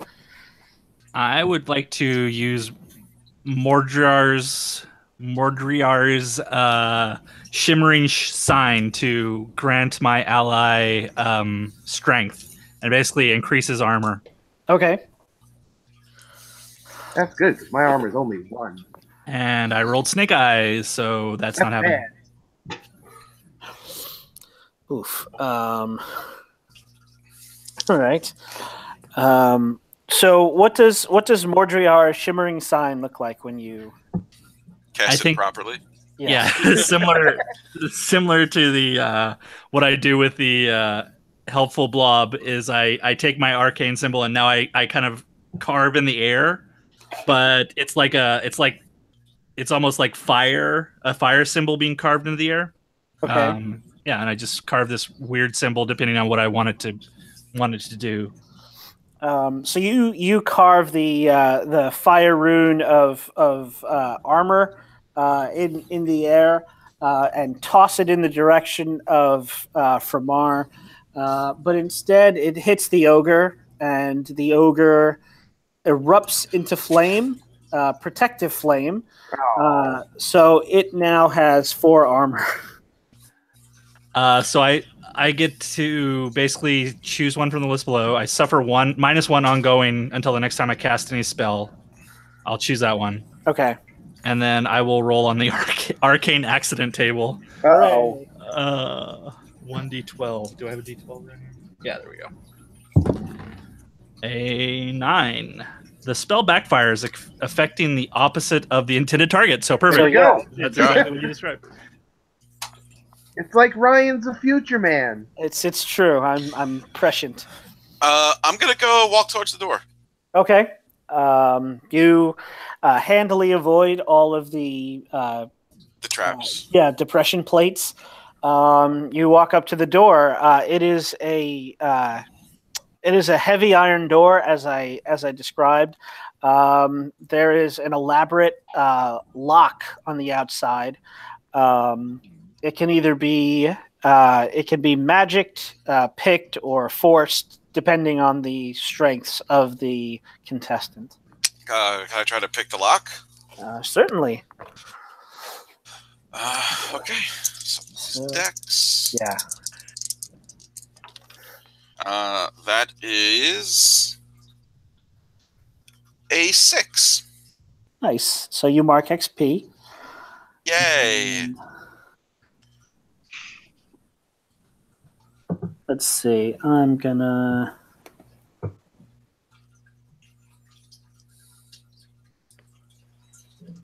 just roll.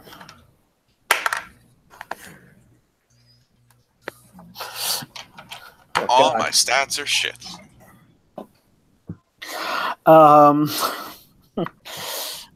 So here's the thing. You do you have a lockpick on you or a set of lockpicks? I do not.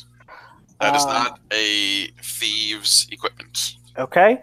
So you think you can get it? You're a halfling. You got small fingers. Yeah. This lock has kind of like a big bore where the key would go. So you like jam your pinky in there and you attempt to rake the lock. And you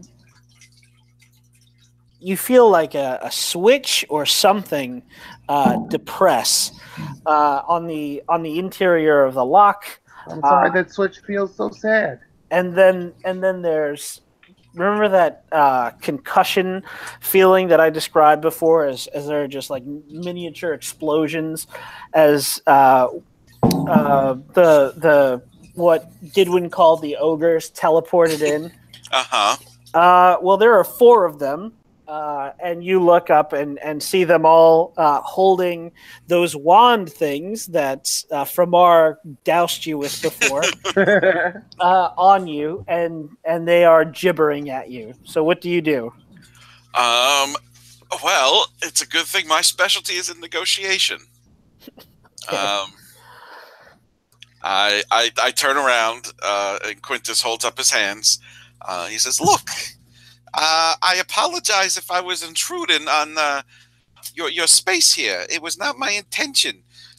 We just, my friends is down there in that hole fighting that ogre, and I was trying to find the stairs down, and I thought maybe they'd be behind this here door." One of them steps forward, and its mandibles kind of click, and it chitters at you in a language that you don't understand, and it gestures toward you. It like pokes you with the end of the wand. You're not quite sure what it wants, but I will remind you that you still have 2 hold. Oh yeah. What does it want? It's robbing you. It wants you to give it something. Okay.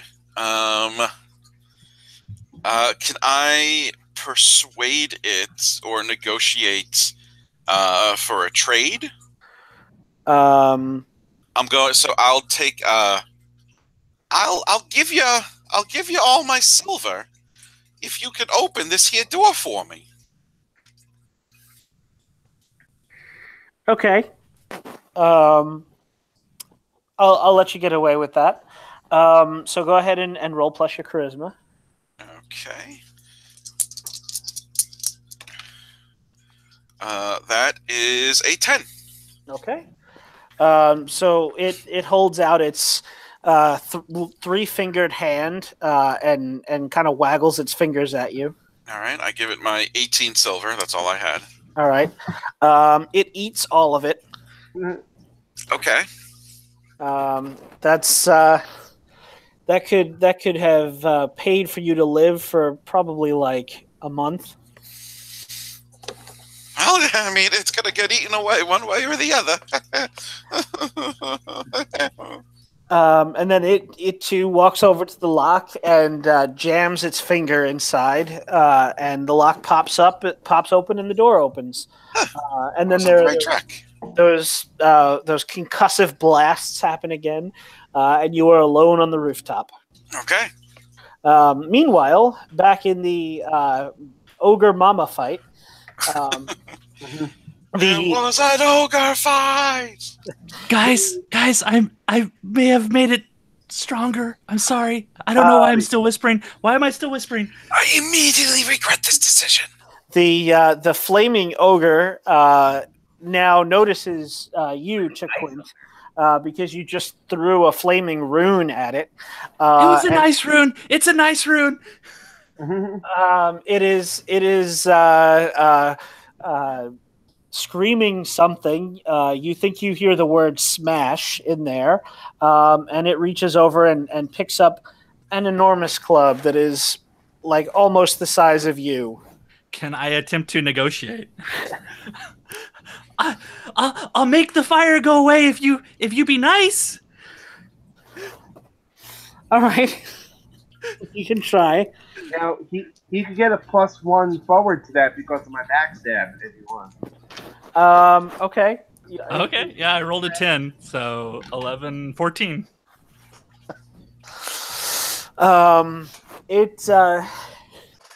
It brings this club to bear on you, and it points it at you, and it's like an inch from your face, and it like pokes you in the head, and says, "Make fire go away!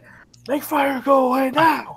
I'm squinting as the thing touches my forehead, and I just kind of reach out with a finger and kind of poke the club and dispel my magic. All right, I will let you. Should I roll the magic in? Yeah, I'm gonna say roll it again. All right, I've got a -1 forward, so let's see how this goes.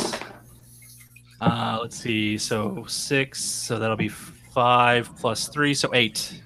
Okay. I will say. So it works according to 7 through 9. It says it works through as intended, but choose one from the list below. Okay. I'll either forget the spell.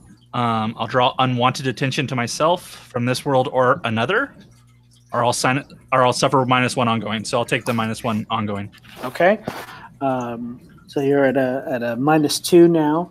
Well, it just says till the next time you cast any spell. So I think that -1 is gone from before. Now I'm still at -1. Okay, I didn't realize it was until you cast a spell. So yeah, the first one goes away, and you're at -1 forward again. Or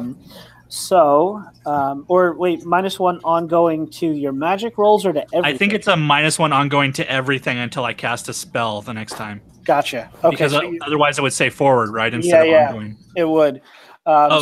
So you're like... Go ahead. I still would have been at 13 on that negotiation, so that didn't matter there. Okay. Yeah. So you're just like magically befuddled, basically.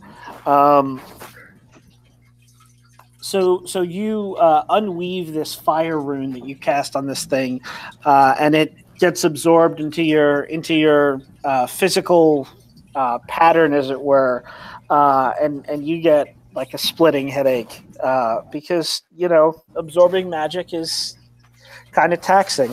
But it drops the club, not out of its hand, but it stops pointing it at you, and it kind of looms over you, and it looks down and says, "Who are you?" Oh, my name's Chalkwint. And that's Gidwin over there, and that one over there is Farmar, and Quintus is somewhere. I'm so tempted to stab him in the foot when he points to me. I'm going to try hiding. I'm not going to. I'm going to try to stay hidden in the shadows. Farmar was over there somewhere. Anyway, we're really nice people, and we're here to look for stuff that might be fun to do and help you. Yeah, that's it. Is there anything you need help with? Before we get to that, Framar, what are you doing? I was going to say, Ryan, I never put it on my list, but can I have a flask that I carry with some manner of alcohol in it? It would make sense. I will go with yes. You do have some booze. All right, I'm going to take a nice swig from it because I realized that I was nearly pummeled by an ogre after that. Yeah. Your sword is still stuck in its ass, by the way. Oh, I'm going to try to sneak over and take that. All right. I'm going to try to use purloin to retrieve your sword from its bottom. Yoink! So you ask this thing if there's anything that it needs, and it gives you like a big, like toothy smile, and starts to giggle, and it says, "Food." Oh, we can help you find food. What do you like to eat? Elf. Oh.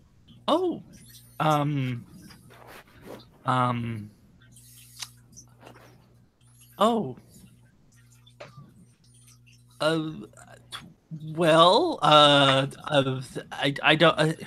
don't know any butchers that specialize in that particularly. I mean, do you have a source? We can run to the store. It like reaches down and it's gonna grab you by like the back of your. What are you wearing? You're wearing like a cloak or? According to my picture, I'm wearing a black cocktail dress. Okay. So it's gonna like pick you up by one of the spaghetti straps. Could I try to intervene here? Yeah, you can. All right. So, Gidwin is gonna yell out, "Nice ladies, help me before!" Just jump up and stab it in the arm, the ogre in the arm with his spear, so she can't he can't grab her. Okay. Go ahead and roll your move there. How about my purloining, my sword back? Let's see how Gidwin's stabby goes off first. You got a 10. Yes. Because it might not be worth you making the move, depending on how well Gidwin does on his fight. Right. So you deal your damage. It was a D8, and I got 3. 3. Okay.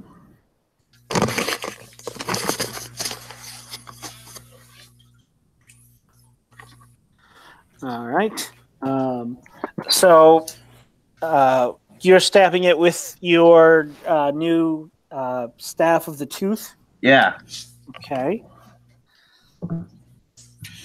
I'm sorry, the spear of the demon tooth. Yeah.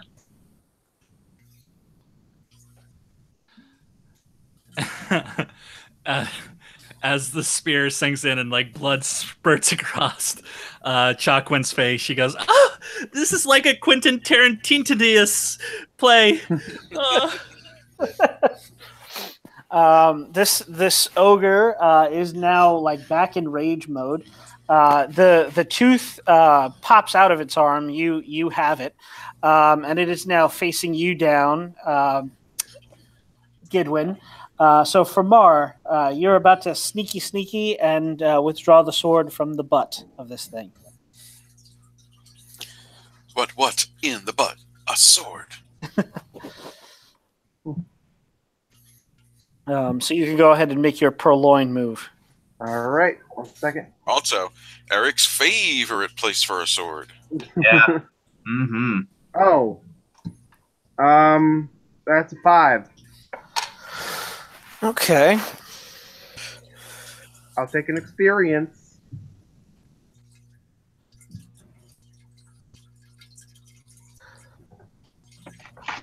All right.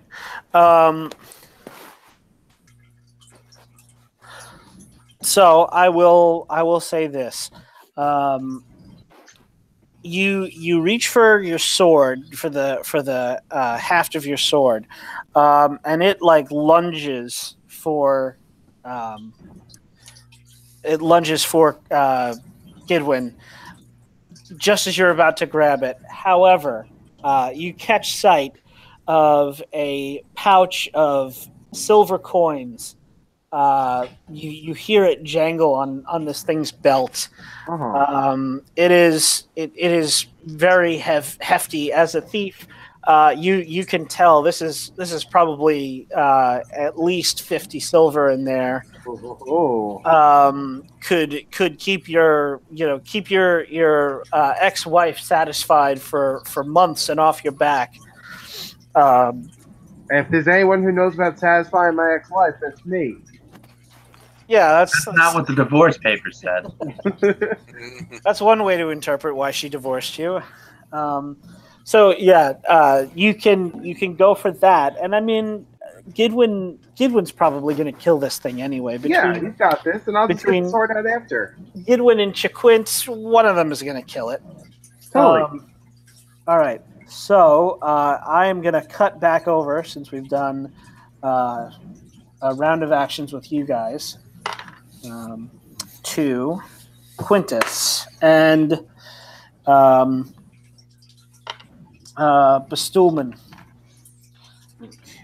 Oh, Bestulman's with me? Yes. Nice. I told him where not to step.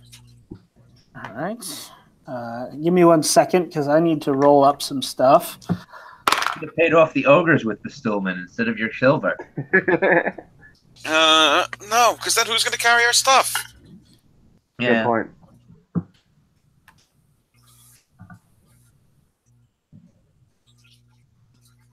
And we are on floor 3, so...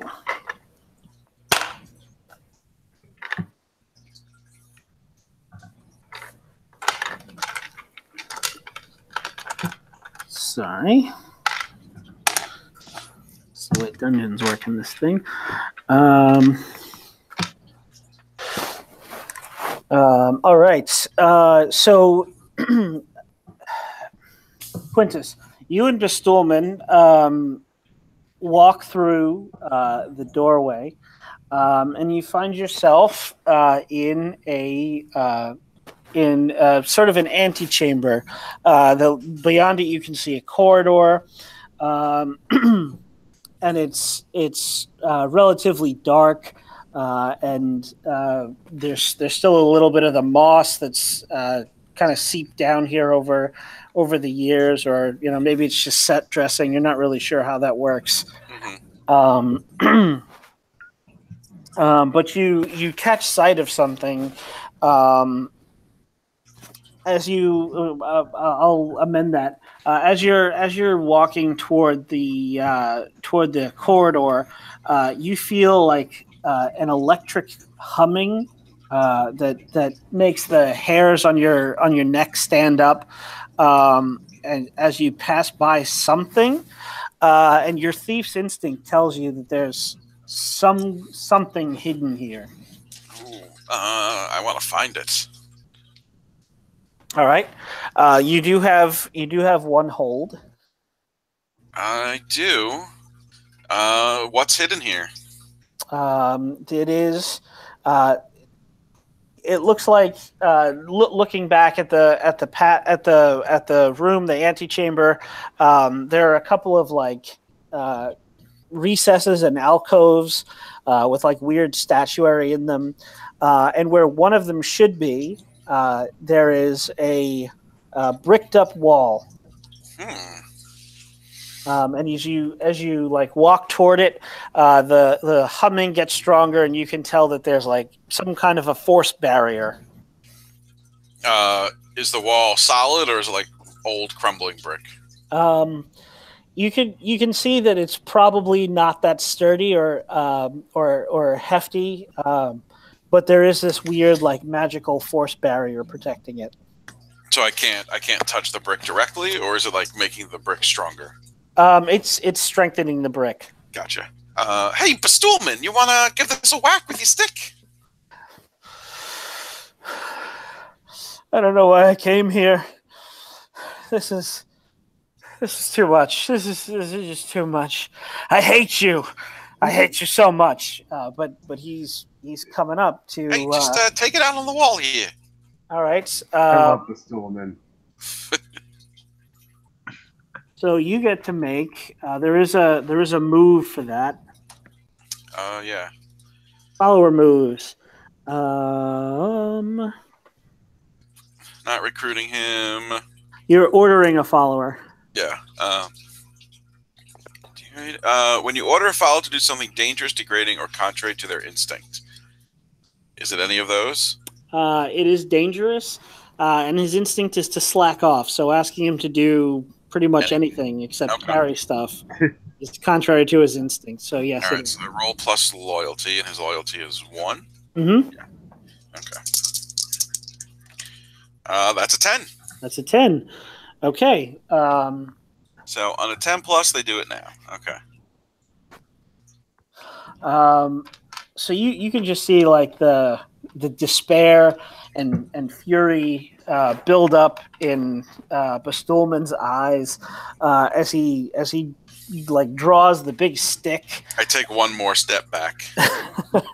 And he screams, and he just charges at this wall, and there's a thunderclap, and a few bricks go flying, and Bestulman also goes flying. he is unconscious on the other side of the room, but the archway has been opened. And 1 second, I'll tell you what you find.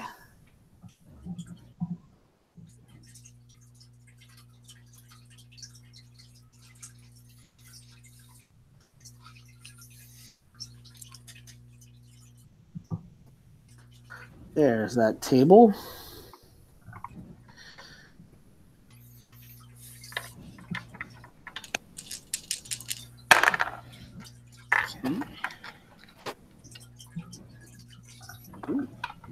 I like to imagine that as Ryan couldn't find the table he was rolling the dice on, and then just I just throw my dice on the floor. All right. So in the alcove is a magnificent painting in a mahogany frame. This is high art. It is a holy icon of Festeroth himself, telling sweet falsehoods to a crowd of helpless worshippers, even as his many arms pick their pockets and steal their goods from them. The artist's skill is consummate, and this thing is worth at least 100 silver. Okay. How big is it? It is quite large. I'm going to say that it is 4 weight. Okay. If I cut it out of the frame, or can I just take it out of the frame? That will loosen it. Sorry, lighten the load most significantly. It is. You kind of examine it. It is stretched canvas. So you could roll it up rather, and that would reduce it to 1 weight. But you'd have to be very protective of it. You're not sure how old it is, and if it got jostled around or folded or bent or anything, that might ruin the painting. Excuse me, and destroy its value. Right. That's the only thing in the room? Yes. Well, I'm definitely going to take it out of the frame and roll it up because I can't carry 4 weights. And Bestulman can carry things for you, but he is unconscious. Oh, I missed that part. Yeah. Okay. He's not hurt, but he did get knocked out. Gotcha. So I'm going to take it out of the frame and roll it up and stick it under my belt. Carefully roll it and fold it to a manageable size.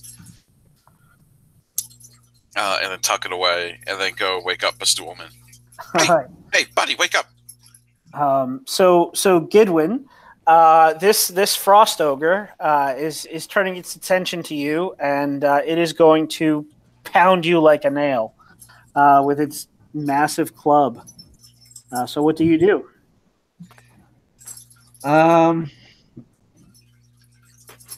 I think I'd like to escape by running in between its legs and ending up behind it. Okay. So make me a dex saving throw. Yay. 9. 9. All right. It doesn't have a really particularly wide stance. So if you run between its legs, you're probably going to get stuck there. Oh, around its leg then. Okay. I'm gonna say here are your options. You can try to dart through its legs, but you'll get stuck. Or you can dart around it, but you'll take half damage from the blow. Because it's gonna catch you. How does armor work? I just take the number and subtract it from the damage I get? Yes. So if it did 3 damage and I've got 4 armor, nothing happens? Yes.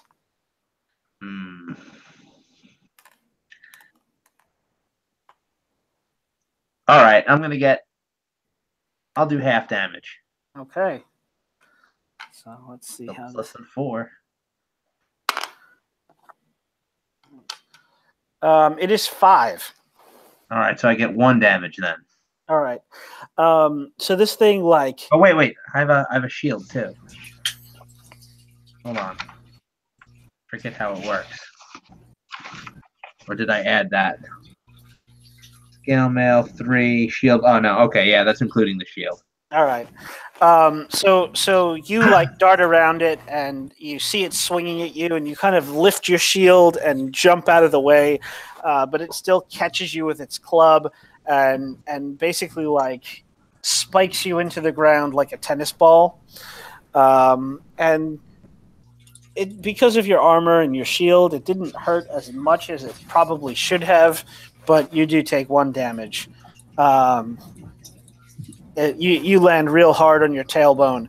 How about the rest of you, Framar and Chiquint? What are you guys up to? Wait. Why are we fighting? Everybody knows that fire elementals taste better than elves. I mean, if you could come with us and you could eat fire elementals.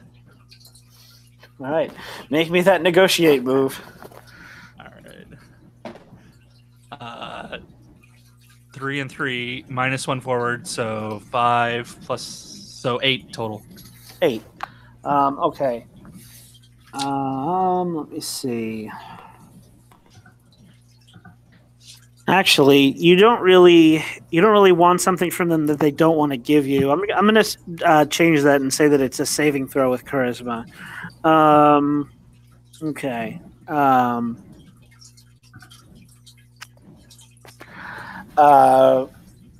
Okay. So here's the thing.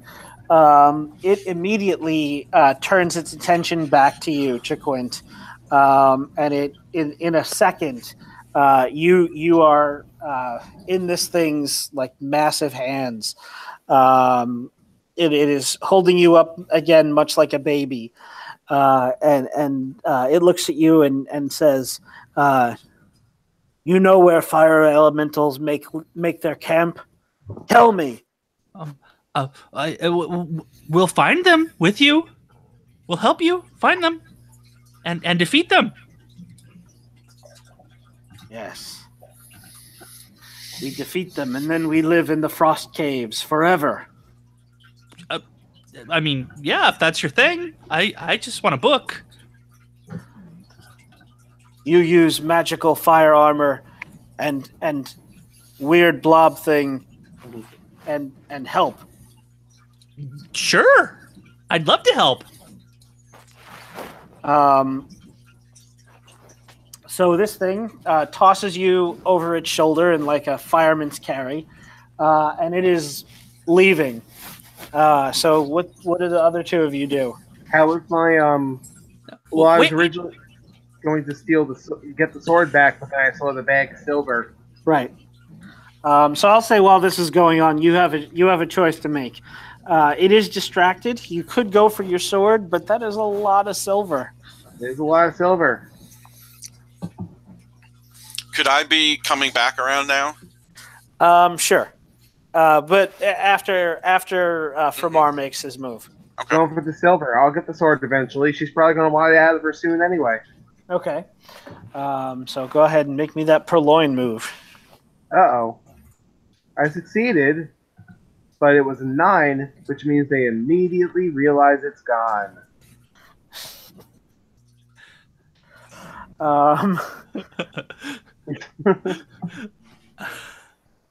Ba-da-bum, ba-dum-bum. Dead. So this is how that plays out. Chiquint, this thing like tosses you over its shoulder, and you can see the haft of Framar's sword sticking out of this thing's rump. And with every step it takes, there is the jangle of coins as its coin purse swings back and forth on its belt, and it gets a couple of steps, and then that sound stops, and you just You notice it, and then the ogre notices it, and you see its hand kind of go to where the thing was. And you look over, and you see Framar standing at the other side of the room, like tucking something much like a leather coin purse into his bag. I'm at the other side of the room already? Jeez. I'm faster than I thought. You're pretty fast, but you weren't fast enough. So That's not ideal. The ogre starts to growl. And Ma'am, you seem to have dropped this purse. I found it for you. Here you go. Frost caves. Frost caves. Think of the frost caves, Lenny. Think of the frost caves. Here you go. This is all your opportunity to smash it in the knee with my mace. It is distracted. So you can go ahead and make that fight move. All right, that's 13. Okay, so yeah, you smash it real good while its grip is tightening around Shaquint. D10, so I got 8 damage. Okay.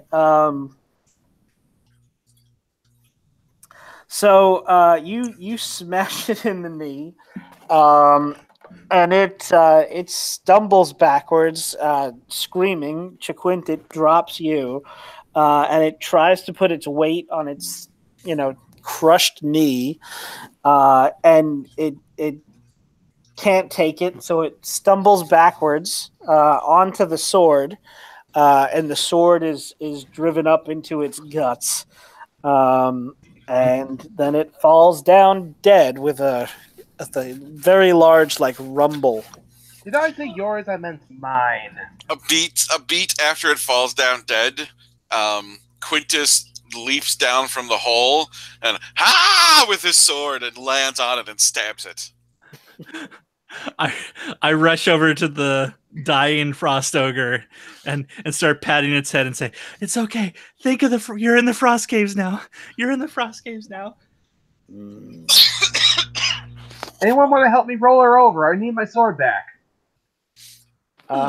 So it's got this white blue light behind its eyes, and you just watch it dim and go out, and then it's just staring blankly up at the ceiling with a slack expression on its face.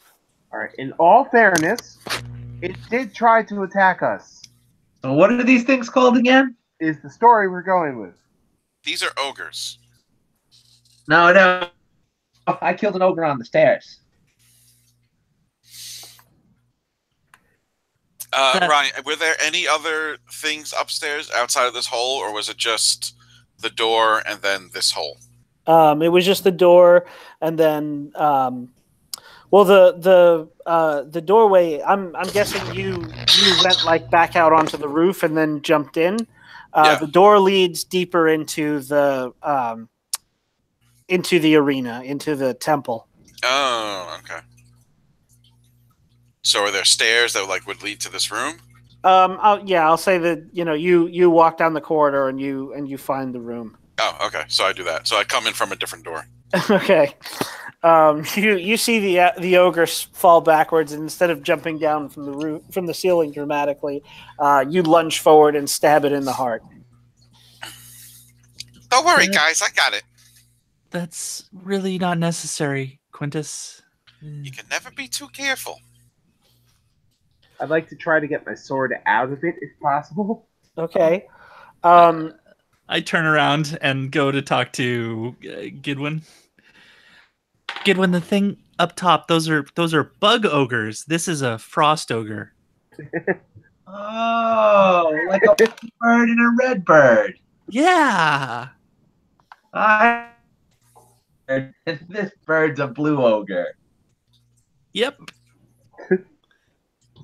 Thanks for clearing that up. Those bug guys ain't too bad, as long as you got a little something to give them. So, Framar, go ahead and make me a saving throw using strength to turn this thing over. All right, 1 second. Gotta load that. No, 10. 10. All right. you really want that sword, so you put your back into it, and you manage to roll the thing over. There's not so much a handle of your sword. Like you think you can kind of see the pommel of it, but it is like jammed way up in there in the wound.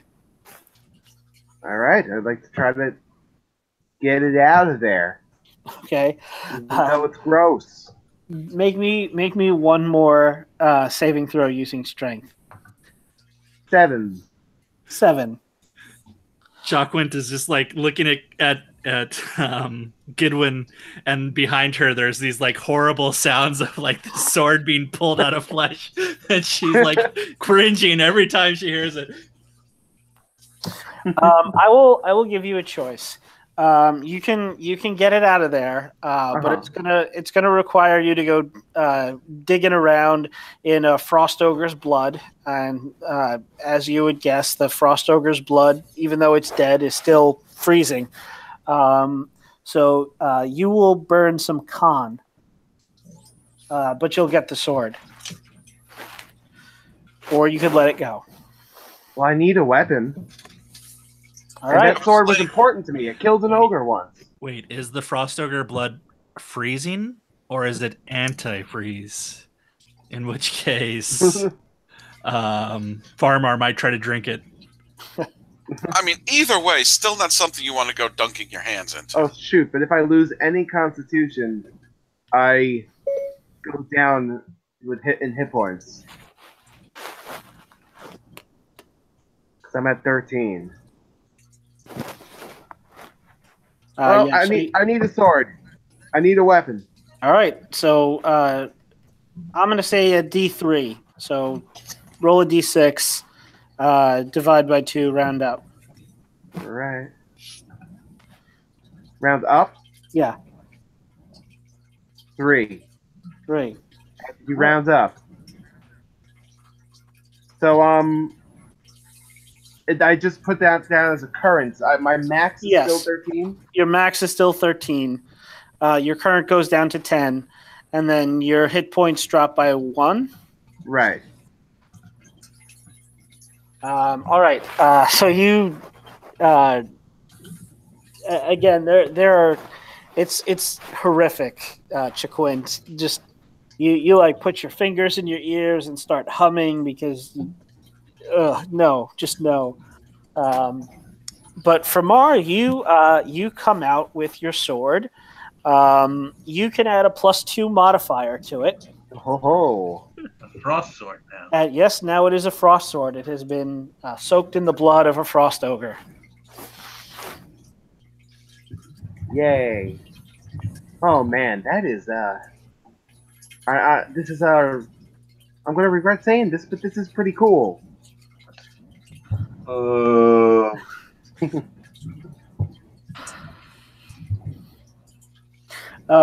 much money did I get out of that pouch, by the way?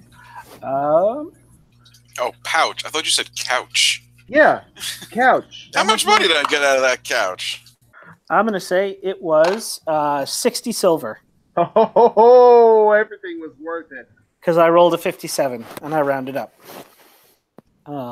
So you got a shiny new weapon, or really your old weapon with a spit shine, and a whole boatload of money. Hooray! Everything's coming up from our. So you guys are standing in this ogre's. You look around now, and you can see that it has like a straw bed and some scraps stitched together for a blanket, and you can see like some femur bones and stuff that have just been like picked clean. There's a pile of refuse in the corner. So what do you do? Are they lucky femurs? You're not sure.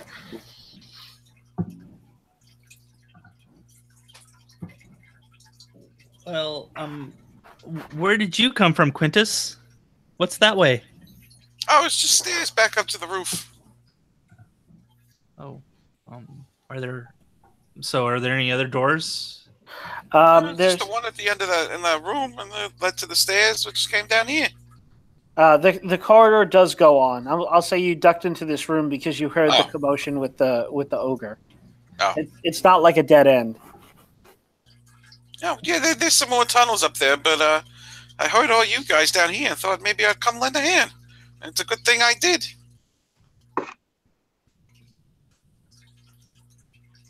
Okay, should we go on?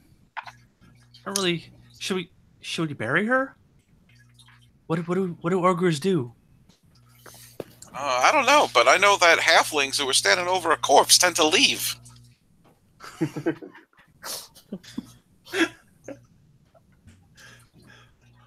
Okay, I guess the halfling burial rite is as good as any right now. Okay, let's do that. Oh, that's not how we treat our dead. You with the racism, jeez. I mean, that's what you said you do. I would have expected more from a wizard. I thought you were supposed to be all learned and stuff. Wow. I'm sorry. Maybe we can talk about your culture, and I can learn more about it and endeavor to be less. Well, it doesn't seem like you're very interested in learning. I am. I want to learn. Well, should I show you the way to the stairs, or are you afraid I'm going to scuttle away and steal your money? I've done nothing but trust you so far. I'm sort of afraid you're going to scuttle away and steal my money. Well, at least you're honest about it. You're a thief. So all thieves steal money now. Well, you literally stole money from an ogre. It almost cost me my life. Well, you're all right. And I'm rich now. I think I'm entitled to some of that money. I'll just let you know now.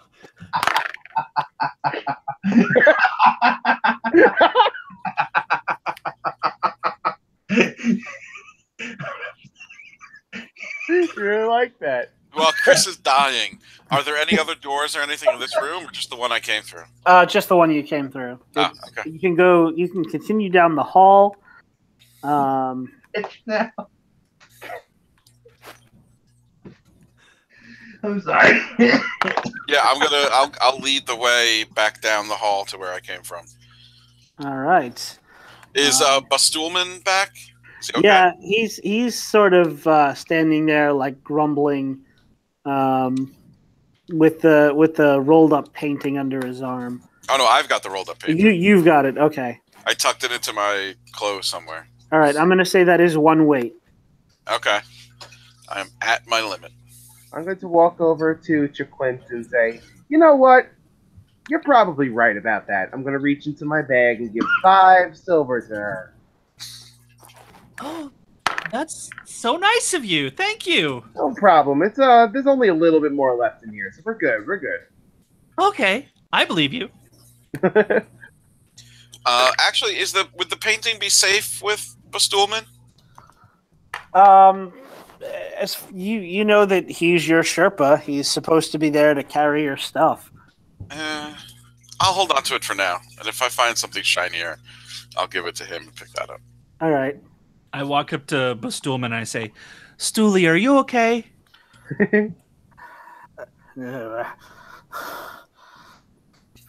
So many insects crawling all over.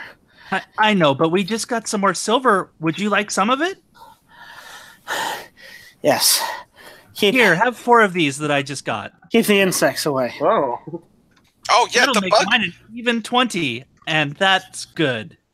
See, the bug ogres, apparently they eat silver. Thank you. Now let's get out of here before the walls start melting again. Right, deeper down into the dungeon.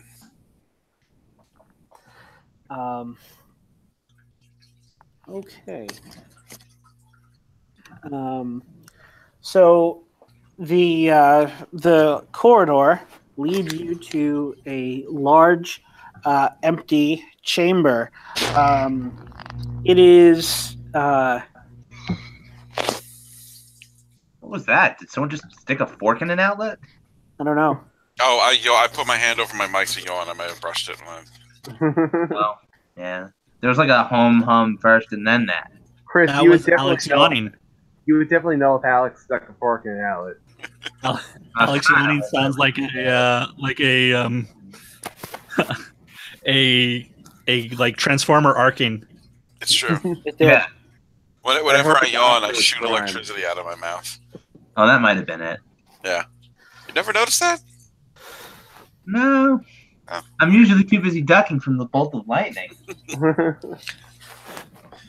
Figured it was just a coincidence. That's what I used to think too, and then I yawned in front of a mirror.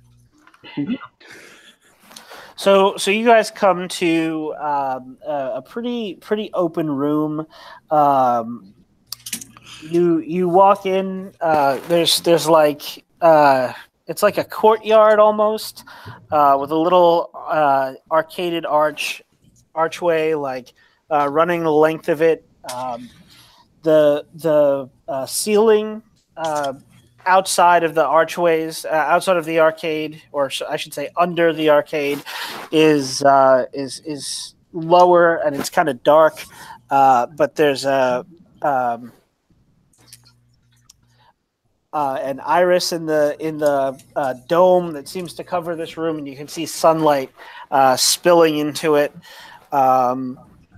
The prominent things you notice, there are 4 halflings that have made like a little camp in this area.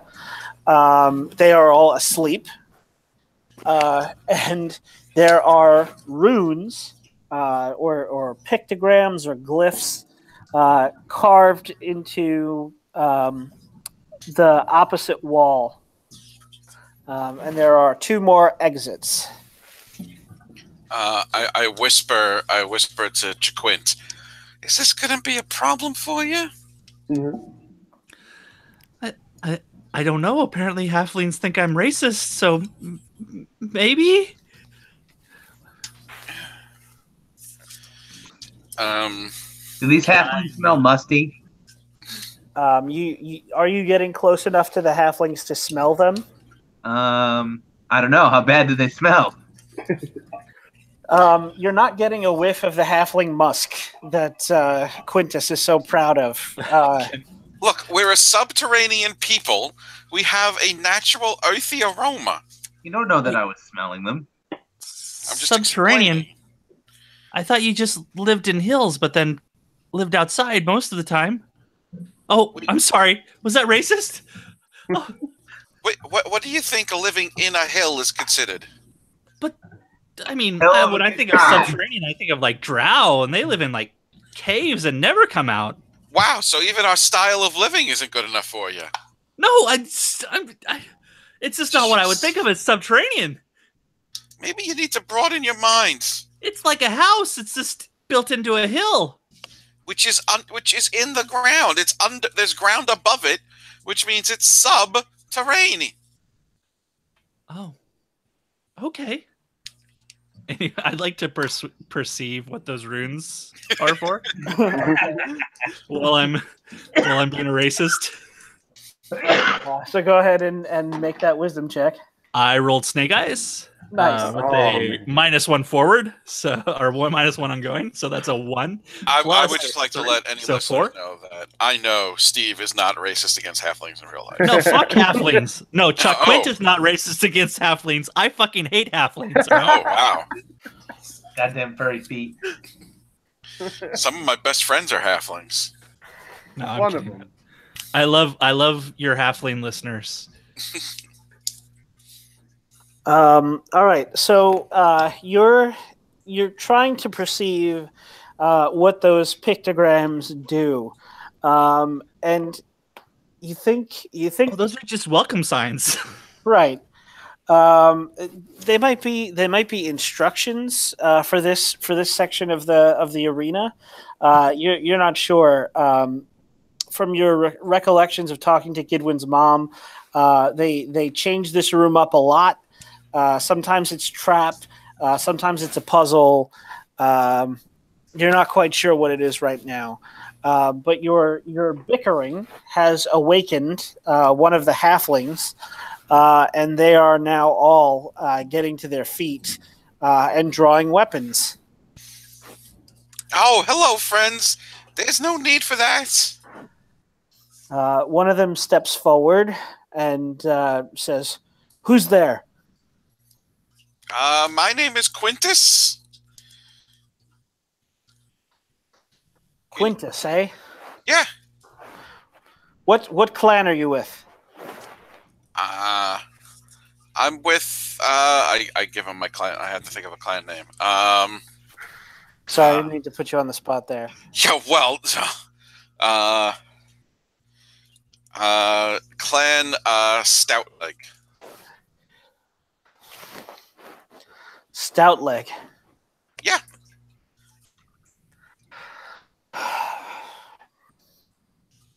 Bunch of thieves. Well, now, come on. I mean, That's racist. hey, No, you can say it. that's true. I've put many of his kinsmen in lockup for their transgressions. Now, just because my father and mother and my sisters and my aunt and uncle and my grandparents were all thieves doesn't mean we're okay. I see it now. She steps forward, and you see that she is wearing the uniform of the halfling constabulary. So what does Half that? cop. She's a half cop. Ma'am, I mean, all of his family and most of his friends and really pretty much everybody he knows may be thieves, but Quintus is a pretty nice guy. I say yeah, and I like hook my fingers onto my jacket and pull it out a little bit, and the painting like falls out from the bottom of my coat and lands on the floor, and I grab it and like stuff it back into my jacket. He's teaching me about halfling culture. He came in with This that one painting. here. Real racist. Uh-huh. Well, you're just lucky that we're outside of our normal jurisdiction. We came here to put an end to this ridiculousness. Oh, okay. And do you need help with that? We could use all the help we could get. We've been wandering around for days, dodging fire elementals and frost ogres. It's been terrible. Really not a well thought out plan, but Oh, are you hungry? yes, actually. Starving. Oh, I rush over and give them a ration. Okay, so burn a ration. They are kind of like overjoyed, as you know, halflings love their meals, and missing a day's worth of them means that they miss quite a few more. Wow, than even a God human is racist. Yes, God is very racist.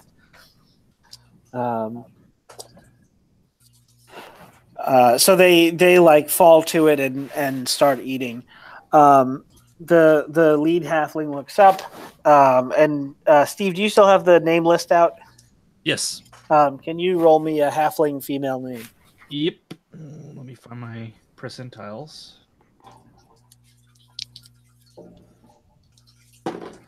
$60 on the dot. So that'll be Lobelia. Lobelia. Okay. She puts out a tiny hand to you, Chiquint, and says, "The name is Lobelia Underhill." Oh, Chalkwin, formerly Elvowin. Pleasure to meet you. Oh, and you as well. So, what are a bunch of half cops doing in the middle of the temple here? For ages, travelers in the nearby area have disappeared into this pointless waste of life.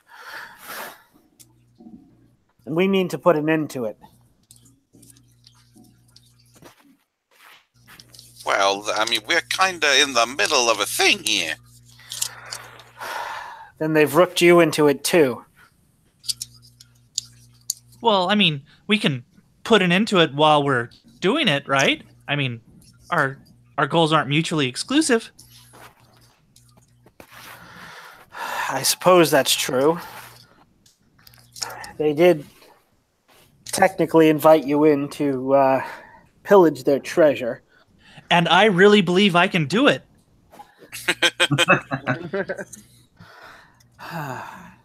I'm looking for a shiny rock. And he can do it too.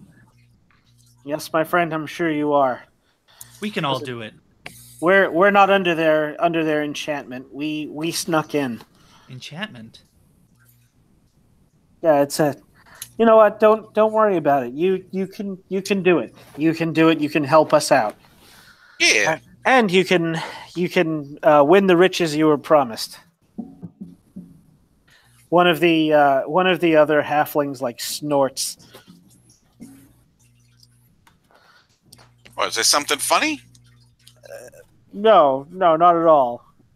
I just, thought about how long it's been since I've eaten. 2 minutes? It's been a few hours at least. Ooh, that's rough.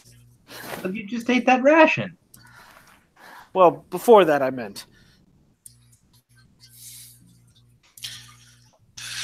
Just so you know, halflings have a race ability. When they eat one more ration than necessary, they get +1 forward. Nice. As you get a closer look at these guys, Quintus,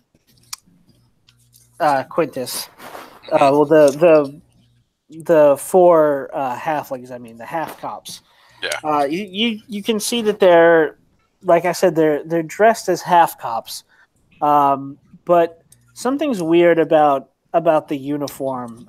You can definitely recognize it, but it is a couple of decades maybe out of fashion, out of style. They've since updated the look. Are they only quarter cops? So, how long you guys been in here?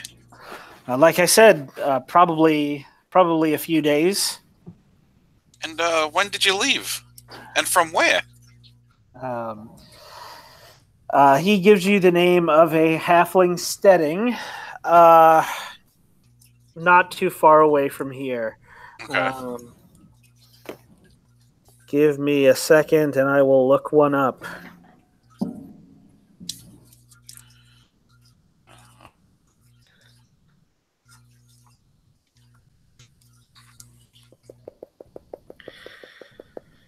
Gotta love this dead air here. All right.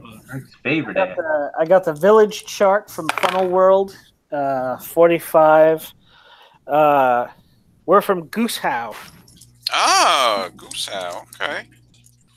And what did you say? A few days ago. What year? Well, as far as you know, Goosehow was razed to the ground in a draconic attack somewhere near 30 years ago. Ah, okay. Hey, I gesture to my companions. I'm hiding, by the way. I'm in the shadows. So, I've got some bad news, guys. I'm saying this just to, I guess to Chris and Steve. So, that town they're from, that was destroyed by a dragon like 30 years ago. They're ghosts! I think they might be, stuck in time or something? I know how to find out. I'm going to walk over to one of them. Okay. I think I can see where this is going. He looks up at you from the last of that ration that Chaquint just gave him, and he sort of cocks his head and looks at you expectantly. I'm going to reach out my hand to shake his hand. Okay. Do I go through him? You do not. He kind of was expecting you to stab him, but accepts the handshake and has a firm grip for a halfling. I go, huh, weird. All right, I'll be back. And I go back and walk over to the other guys. They're not ghosts. I mean, I already shook his hand earlier. Oh. You shook her hand earlier. Oh. You can tell us apart. We're not dwarves. Jeez. What does Stolman have to say about that? Bestulman actually grunts in agreement at that.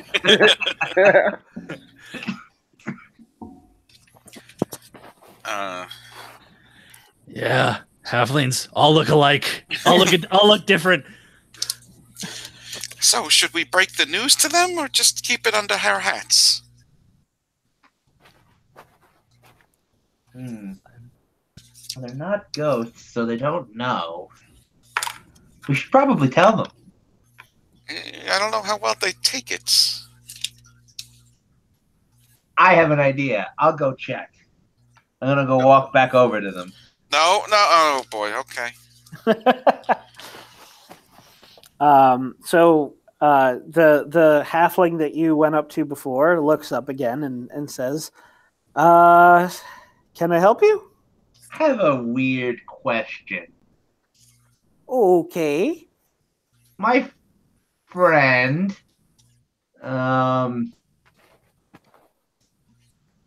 Stulman, he doesn't know that his village was burned to the ground 30 years ago.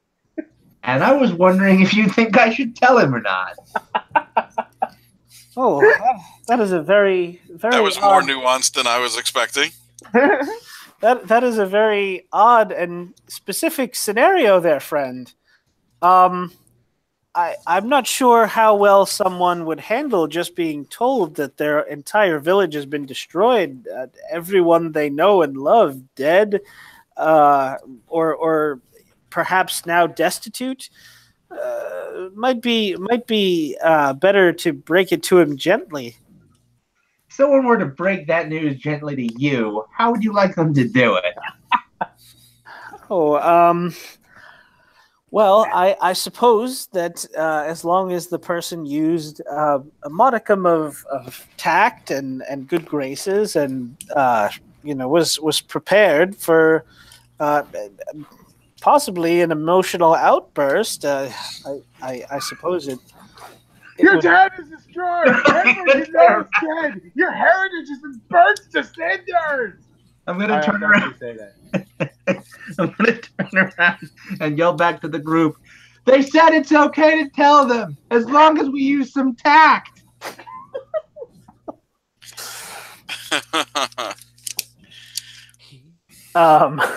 He really is an excellent ambassador. The color kind of like drains from his face, and he like falls to his knees, and the leader Lobelia, she just starts talking.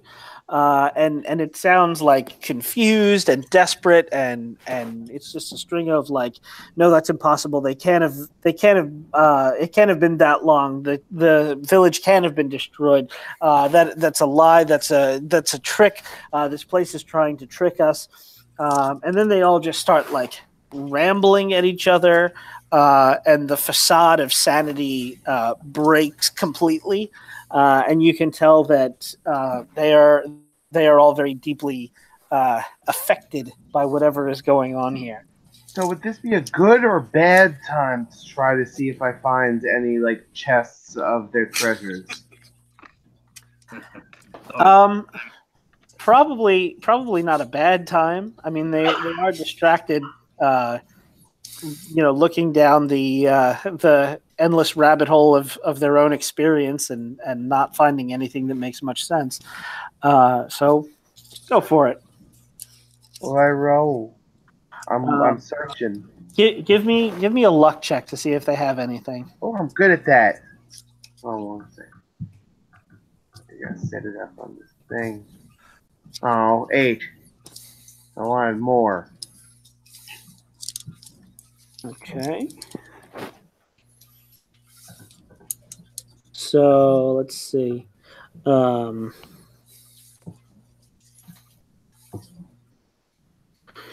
right. So you're pretty sure that they do have some treasure, because in their packs,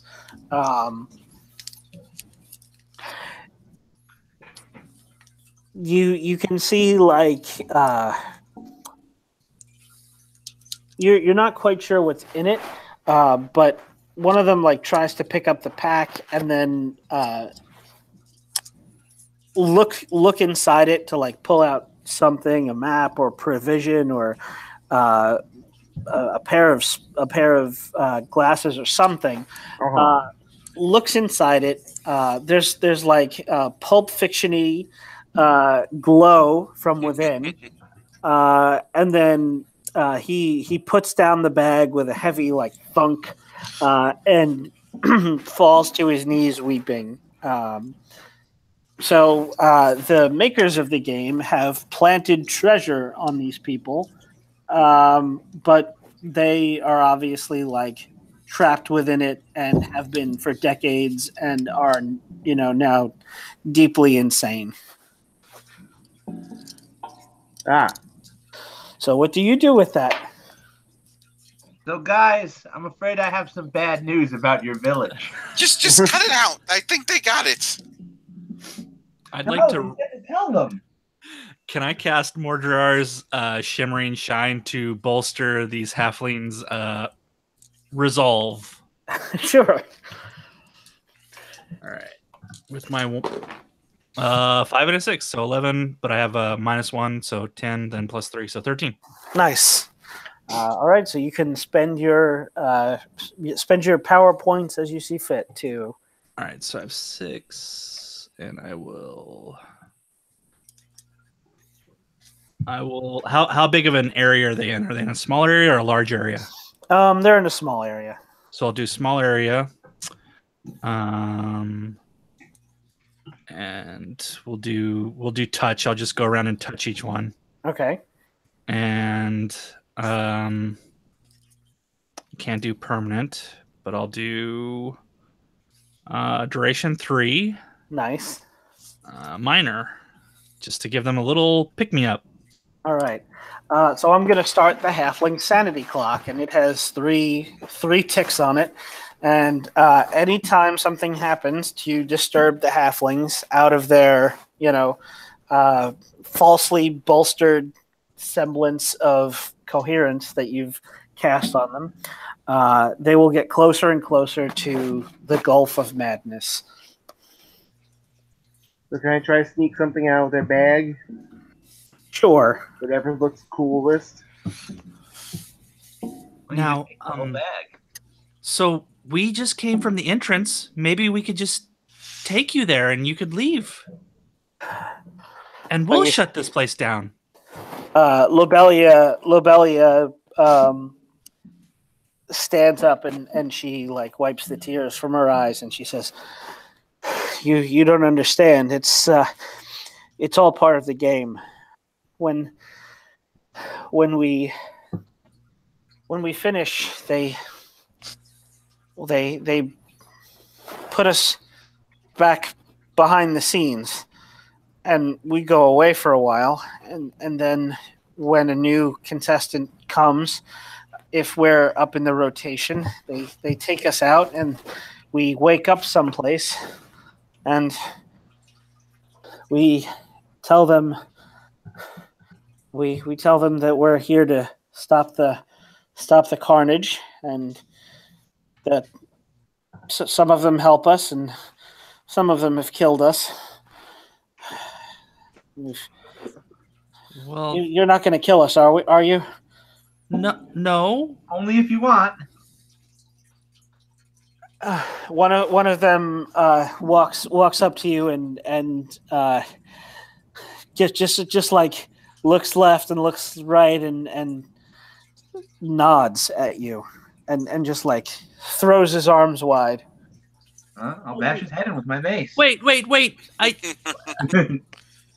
Maybe I can send you someplace nicer. Nicer? I mean, maybe it's a 50-50 chance, I'd say. Wait, what? I mean, it seems nice from this side.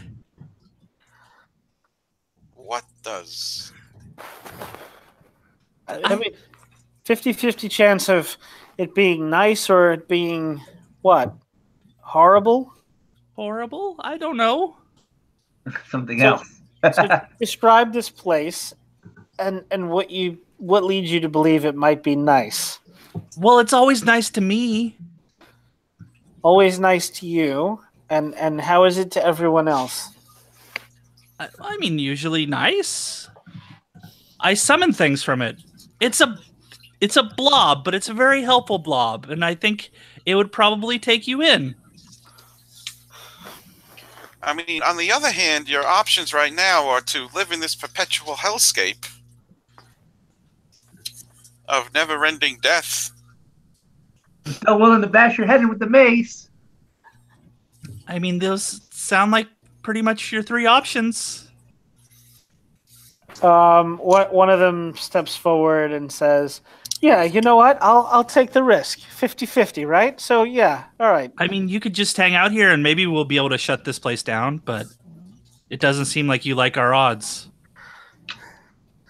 Lobelia steps up and she says, "We've been through it so many times with so many different groups. I'm sorry, but I just can't hope any longer." Well, I can assure you that they'll never find your body, at least, if things don't go well.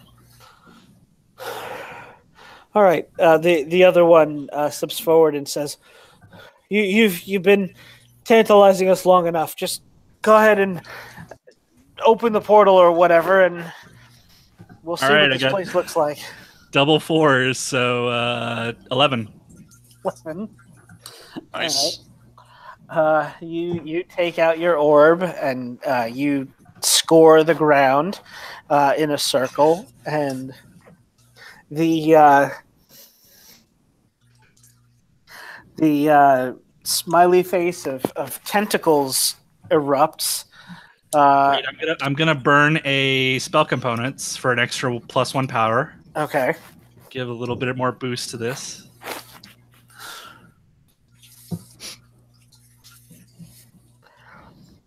And I'll do a spectacular, instantaneous, yeah, etc. So, one of them like hesitantly steps towards the writhing tentacles, and it extrudes one and basically like curls around the halfling's entire body. The end of it is as a mouth, and it starts talking to it, and it says, "Oh, why so glum there, buddy? Here, why don't you come in and take a load off, and we'll cheer you up." And then it drags this thing back. It drags the tentacle back in through its open mouth, and you think you hear it might have been like a scream, but it also might have been like a guffaw, like this thing just told him a funny joke as it swallowed him alive. And the thing is still there, open and waiting for the other halflings. Try to poop him out somewhere nice if you can. All right, there, buddy. I know a couple of good dimensions.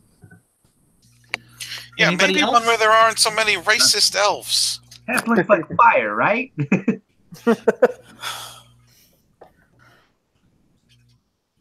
Anybody else?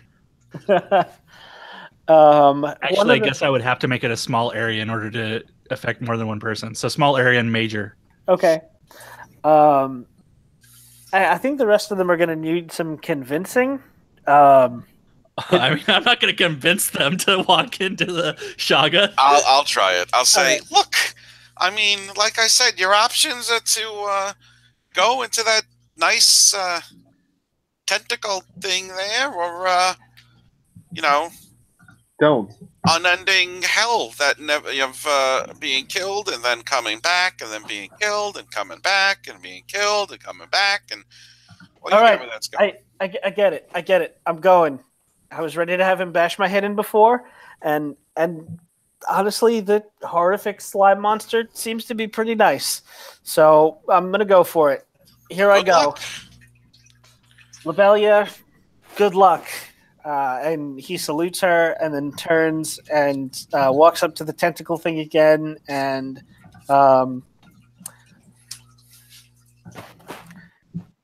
you guys ever see The Frighteners? Nope. Yeah. No? Okay.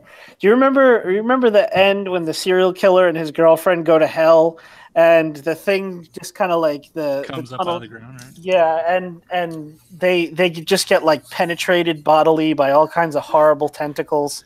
Yeah. That's kind of what happens to this guy as he walks up to it.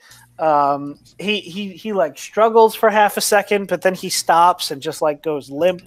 And the friendly voice says, "Oh, don't be so sad, buddy. We'll find you a good home.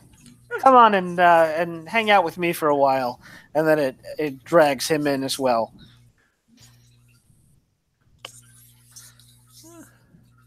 And Who's next? the other two, one of them has stayed quiet the entire time, and she just like shakes her head no. And Lobelia steps up and she says, "I have died too many times for the amusement of these sadistic weirdos to give up now. I still believe with magic like that, surely we can end this awful sham of a game once and for all." Well, okay. And I snap my finger and shut the spell down. And then why don't you come with us? It'll be fun. Yeah. Fun. So Framar, Yes. are you still stealing the thing? Yeah. Okay. Gidwin's mom told us that they sometimes put like treasure in your guys' stuff. Can we just like take it? Oh, we'll use it as a group, obviously. Certainly, it has no value to us any longer. Yeah. All right. Let's see how we go.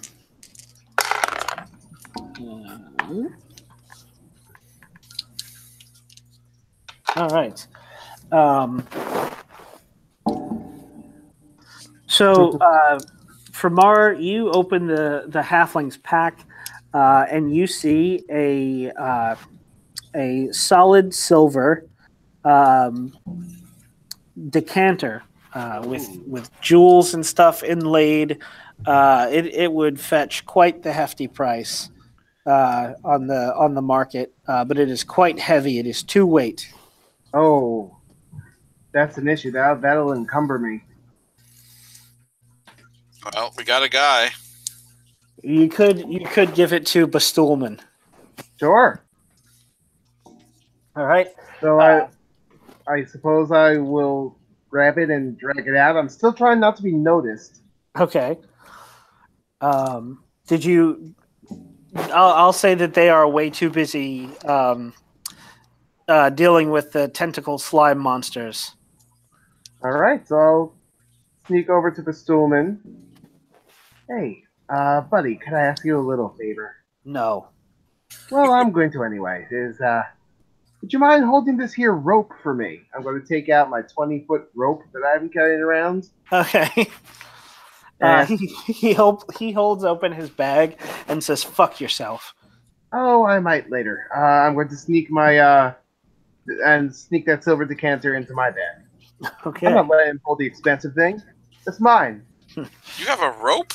Yeah, My thief sheet didn't have rope. I ain't. It said you could buy stuff with your silver that you had on hand. Oh, okay. I didn't buy anything. He purchased things. I did not see that either. All That's right. So with that, I think that that is a good place to call session. You've made some new friends and stolen their things and helped two of them out of an never-ending, endless, hellish Maybe. existence. Into another never-ending hellish existence. We also 50%. helped Ogre no Well- longer be here. I mean, the Shoggoth tries to be nice. Maybe he just wanted to, hook up to the halfling's brain and erase all of its memories of trauma. Oh, By okay. eating Well, it. that seems nice. Just by extruding a couple of tentacles through his eye sockets. Sure. He'll put the eyes back. Seems fine to me. He's a friendly guy. The eyes have it. All right. So, in that case, I think let's do end of session. Where the hell is that? Here we go. Wrap up. When you reach the end of a session, do the following: mark XP if you fulfilled your alignment goal at least once. I think I did. What was yours again? Mine is inflict physical or emotional harm on others for personal gain. Well, you did let game the is Stolman. questionable. You did let the Stolman set off a trap so that you could steal the valuable painting behind it. And I did let them all fight an ogre so I could loot the other room. Yeah, so you can take that. Anybody else? I made a joke about refusing to take a side when given the opportunity, but I don't know. I mean, we're taking the sides of, fight, helping the halflings or doing this or doing that, and I'm just off stealing my treasure. Is that neutral enough, or? I will give it to you. Yes. Right. Help those in need at your own expense. You did. You gave them the food, and you even tried to help the ogre. So you can take that. Tried. Gidwin?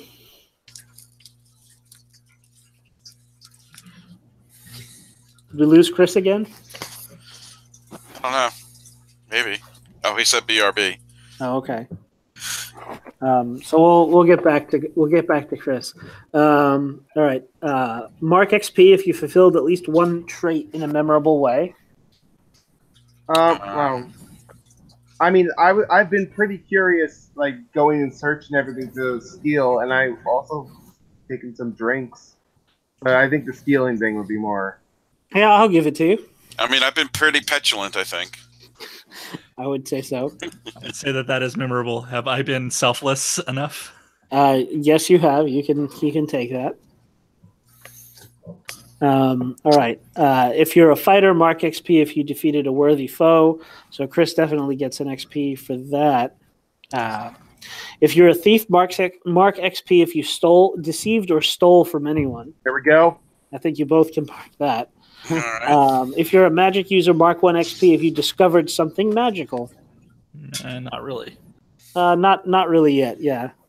Then answer the following questions as a group. For each yes answer, everyone marks XP. Did we learn something new and important about the world? We learned the things with the halflings. We learned that lots of people have done this before us, Yeah. and none of them succeeded. Or very few of them. Yeah. So yeah, we can mark that off. Did we overcome a notable monster or enemy? Does the ogre count? I'll put that to the group. What do you guys think?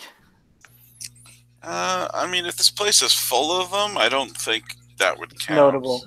I would say you get that. You get that if you like defeated an entire faction, or if you did manage to take down the Sundered Shrine. Yeah. We defeated a faction of halflings by having half of them walk to their own deaths.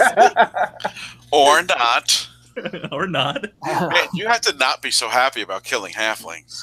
This is the player talking who is racist against halflings. So let's go with no for that. And did we loot a memorable treasure?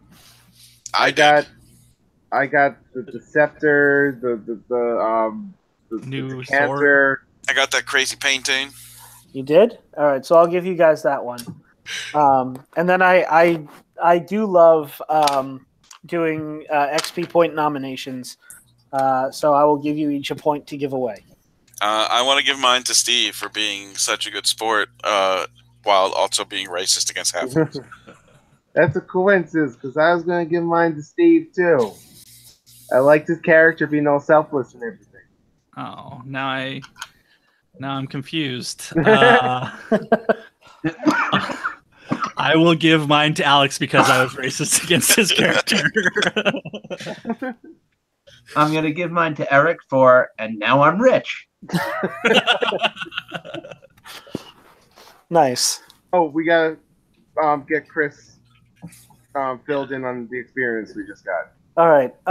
So we got 2 for the group questions. Okay. If you're a fighter, mark XP if you defeated a worthy foe. I think I did. Yeah, you did. I would say the ogre counts as a worthy foe. And then 2 more. 1 if you fulfilled your alignment at least once, and 1 if you roleplayed your trait at least once, or one of your traits. Yeah, I think I was aggressive when I murdered that bug ogre without. Yeah. Wanted to jabber at me. I would say yes. Okay, I don't know if I refused to take a side at any point. I don't think so. All right. So that's your XP. And that was the first episode of, I guess we'll call it the Sundered Shrine for now, because that's the game that you guys are playing. Cool. So we can pick this up next month, and you guys can continue to quest for riches and fame in the game that everyone loves to play. So before we wrap up, questions, comments, concerns, things you'd like to see more of or less of, or anything else? No, when do we level up? Level up 10 plus 5 times your level. So 15 for us. 10 plus 5 times. Damn. Okay. Yeah, it's a lot slower than Dungeon World. Yeah. That's why I was so okay with giving you guys XP, because it takes a while. It was great. I loved it. Cool. I would like to see a little less halfling racism from my character. I would like to see that too. Honestly, to be truthful, it's probably going to be a little more. Probably going to look into that. Yeah, I know you really like tamp it down, hold it back, Steven, and that's that. I don't know if I can do it for 2 games in a row. Goddamn halflings. I'm picturing next month we're just gonna hopefully find Chad's character in a closet. Yeah. Like in Left 4 Dead, when your character dies and it gets found later, there's just an exact copy of your person was locked in a closet. He just falls through a hole in the roof. What's another one? And that's a pretty interesting mechanic for introducing new characters rather, in case any of you die, which is maybe likely to happen, because the hit point value is very low on these starting characters. I have 5. Now I have 5. All I could think was every time anybody looked at me to hit me, I was like, I'm going to die. Yeah. And you managed to survive the whole game. Well. All right. So we will find out what happens to our brave adventurers next month on episode 2 of the Sundered Shrine. Oh, I got to bring us out. Yeah, all right. Well, thanks for listening, everyone. And we'll see you next time. See you then. Bye.